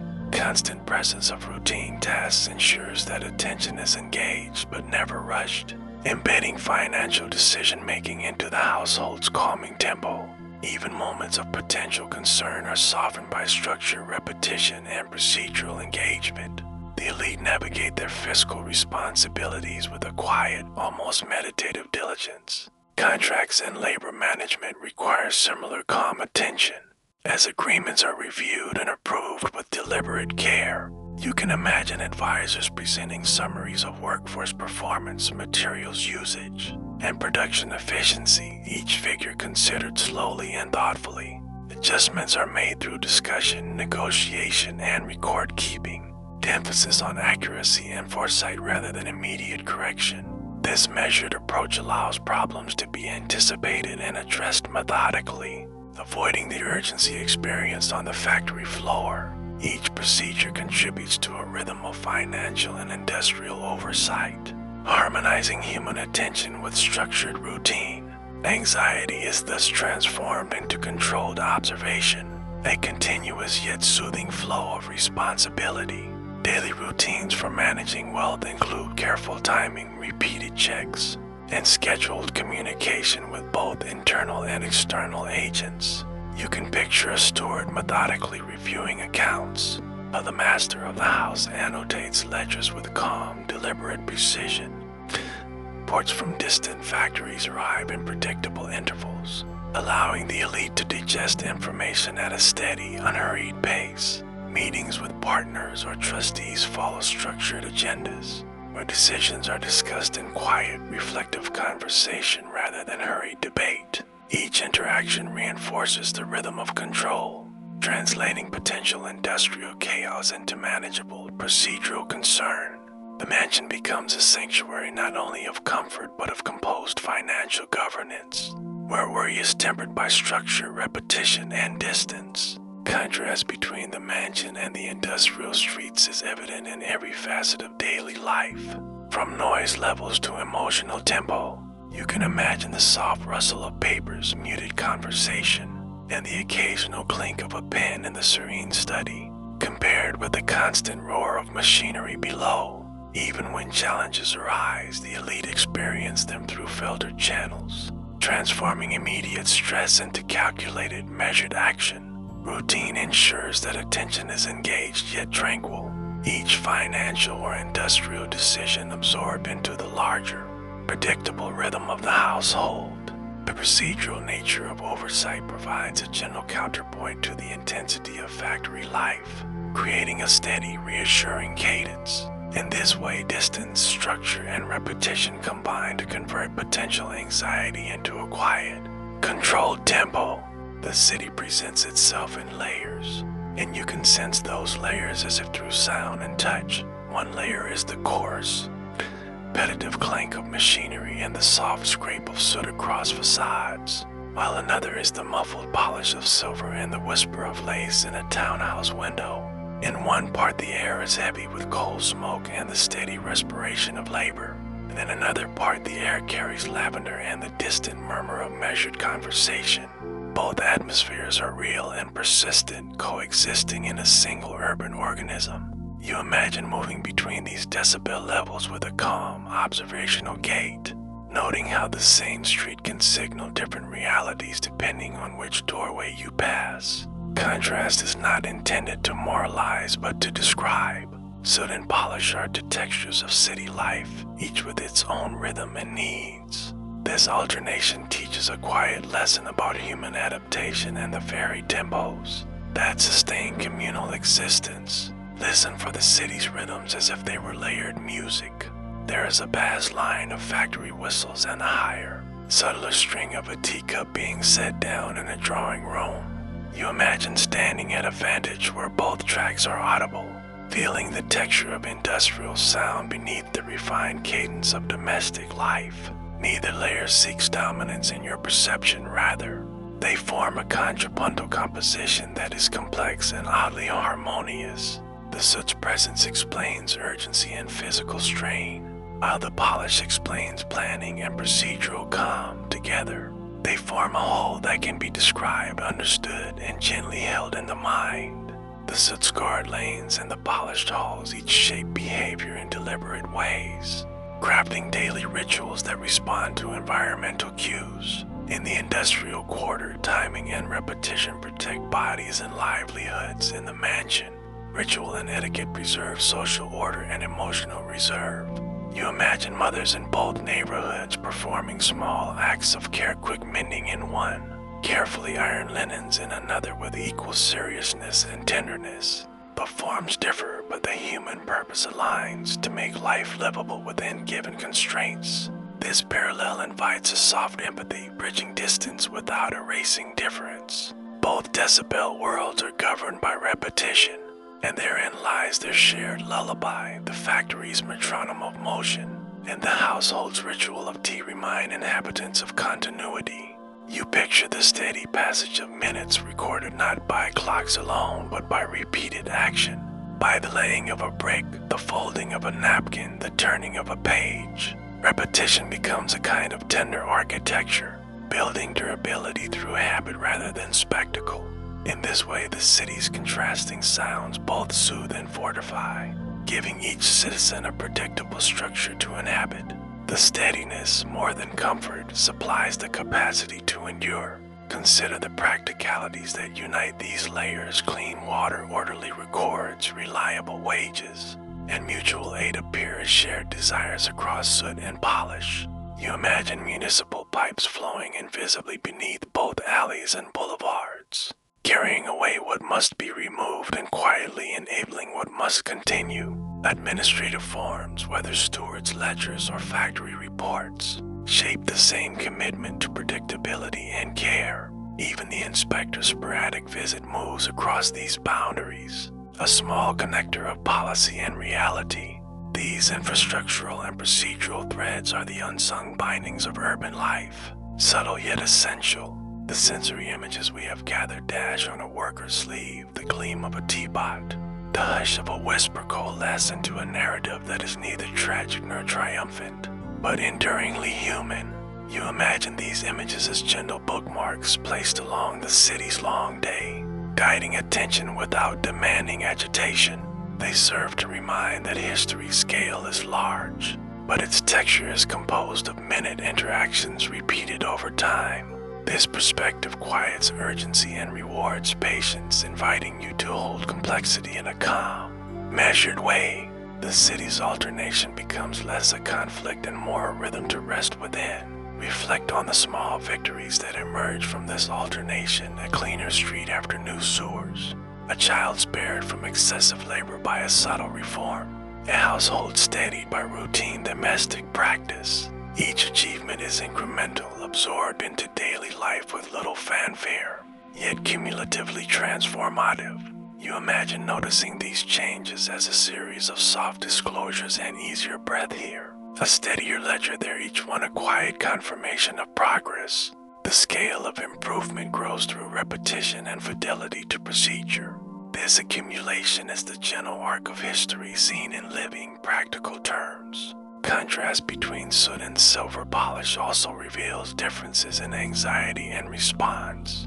Immediacy in the factory, deliberation in the mansion, each with its own coping strategies and moral logics. You picture workers developing bodily habits that conserve energy and prevent injury, while overseers develop administrative habits that prevent disorder from becoming catastrophic. Both sets of practices are adaptations to environmental demands, and both reflect a careful attunement to risk and resources. Understanding this provides a compassionate lens. People shape their responses to what they face, crafting rituals that aim at steadiness rather than spectacle. The conviewer sees adaptation, not blame. Noise levels shape sleep and dreaming differently across neighborhoods, and this contributes to the city's alternating texture. In the slums, sleep is punctuated by distant whistles, Waking into the practical routines of the day in the mansion, sleep is cushioned by ritual and controlled environment.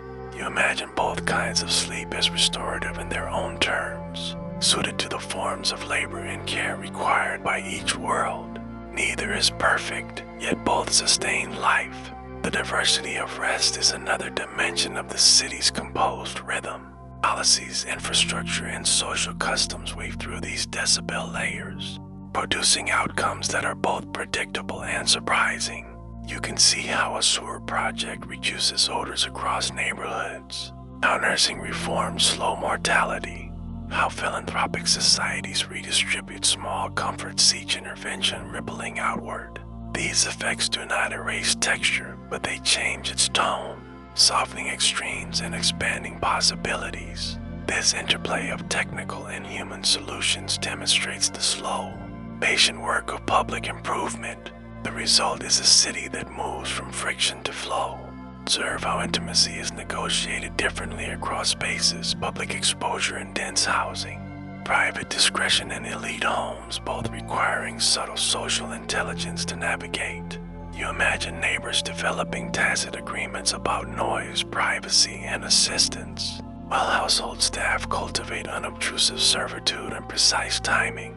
These tacit codes enable coexistence, smoothing potential friction into manageable practice. The capacity to live together in such proximity without constant friction is itself a social achievement. This calm coordination is as meaningful as any formal policy change. The alternating decibel landscapes also teach the value of perspective.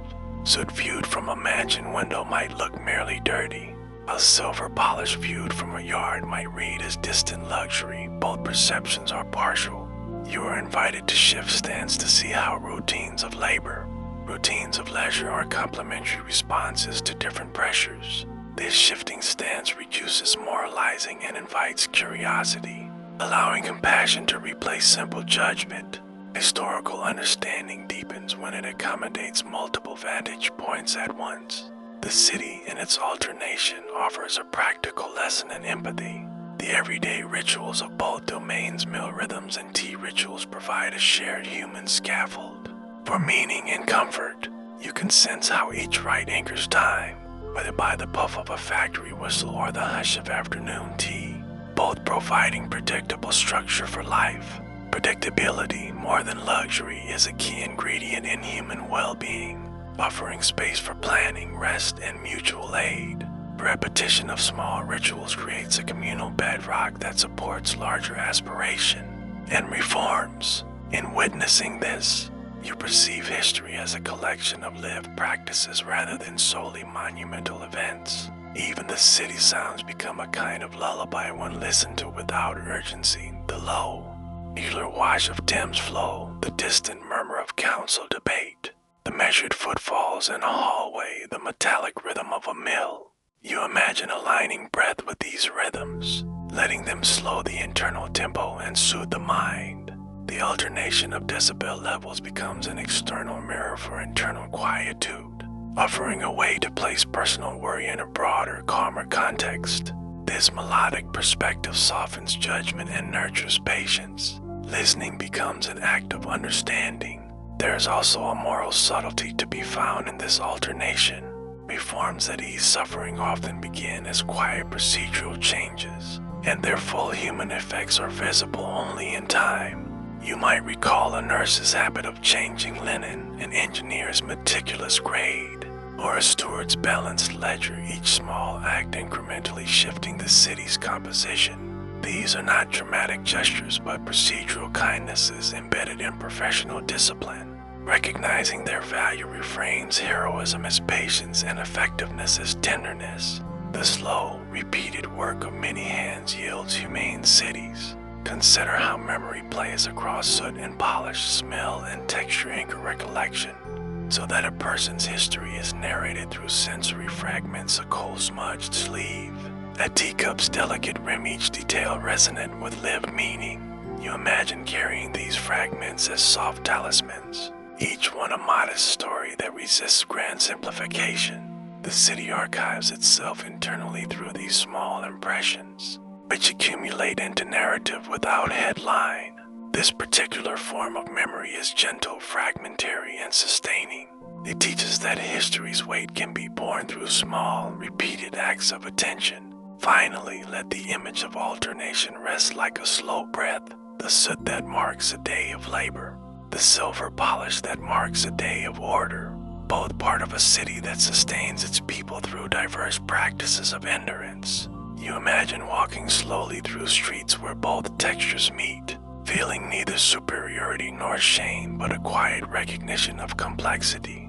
The rhythm of history's alternation soothes because it validates multiple modes of being and shows how pragmatic change is enacted in everyday life. In that gentle acceptance, the listener finds comfort in roomy space where past labor and present calm coexist peacefully. History reduced to its human scale becomes a lullaby for the mind, steady and reassuring. The evening descends gently over the city, softening edges and blending the contrasting decibel layers into a harmonious hush. You can imagine rooftops bathed in fading light, chimneys releasing last traces of coal smoke, while within grand townhouses, curtains are drawn and the scent of lavender lingers softly in calm parlors.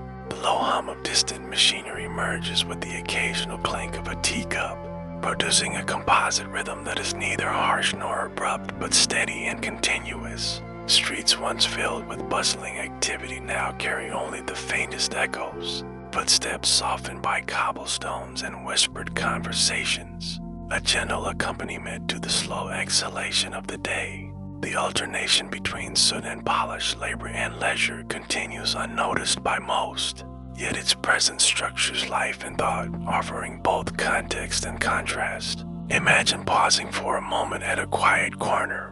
The soot-darkened walls of an industrial block meet the serene gates of a polished mansion, and sensing the coexistence of two worlds in delicate equilibrium.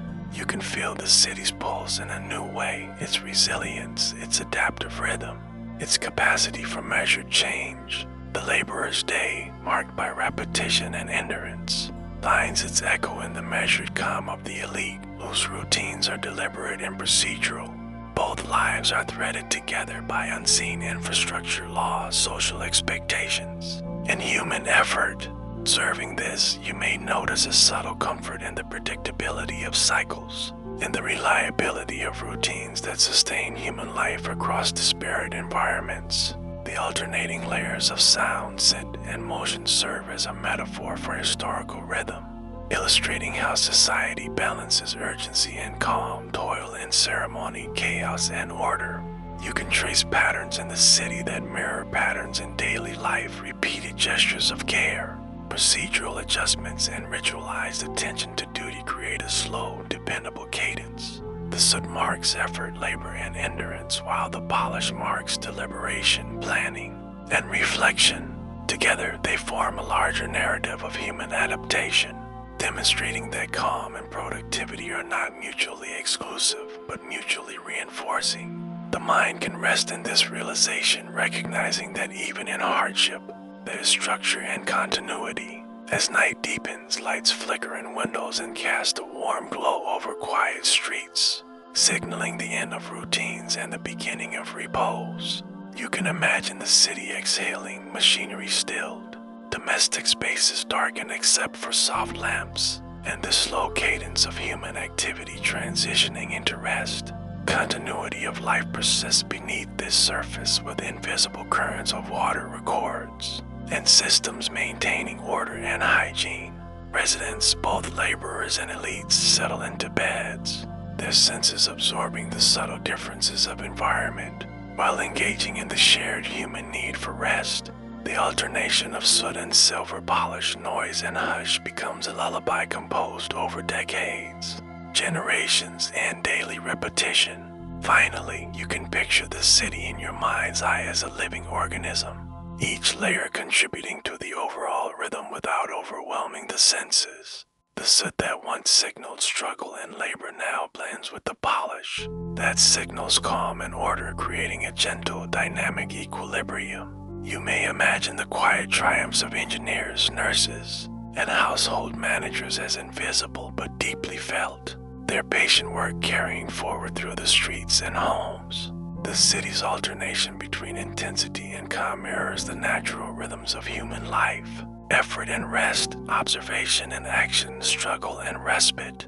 Holding this image softly allows the mind to wander gently, appreciating continuity, human ingenuity, and the enduring pattern of life across time. With these thoughts, the listener can feel a sense of completion, an alignment between past and present, industry and refinement, effort and tranquility.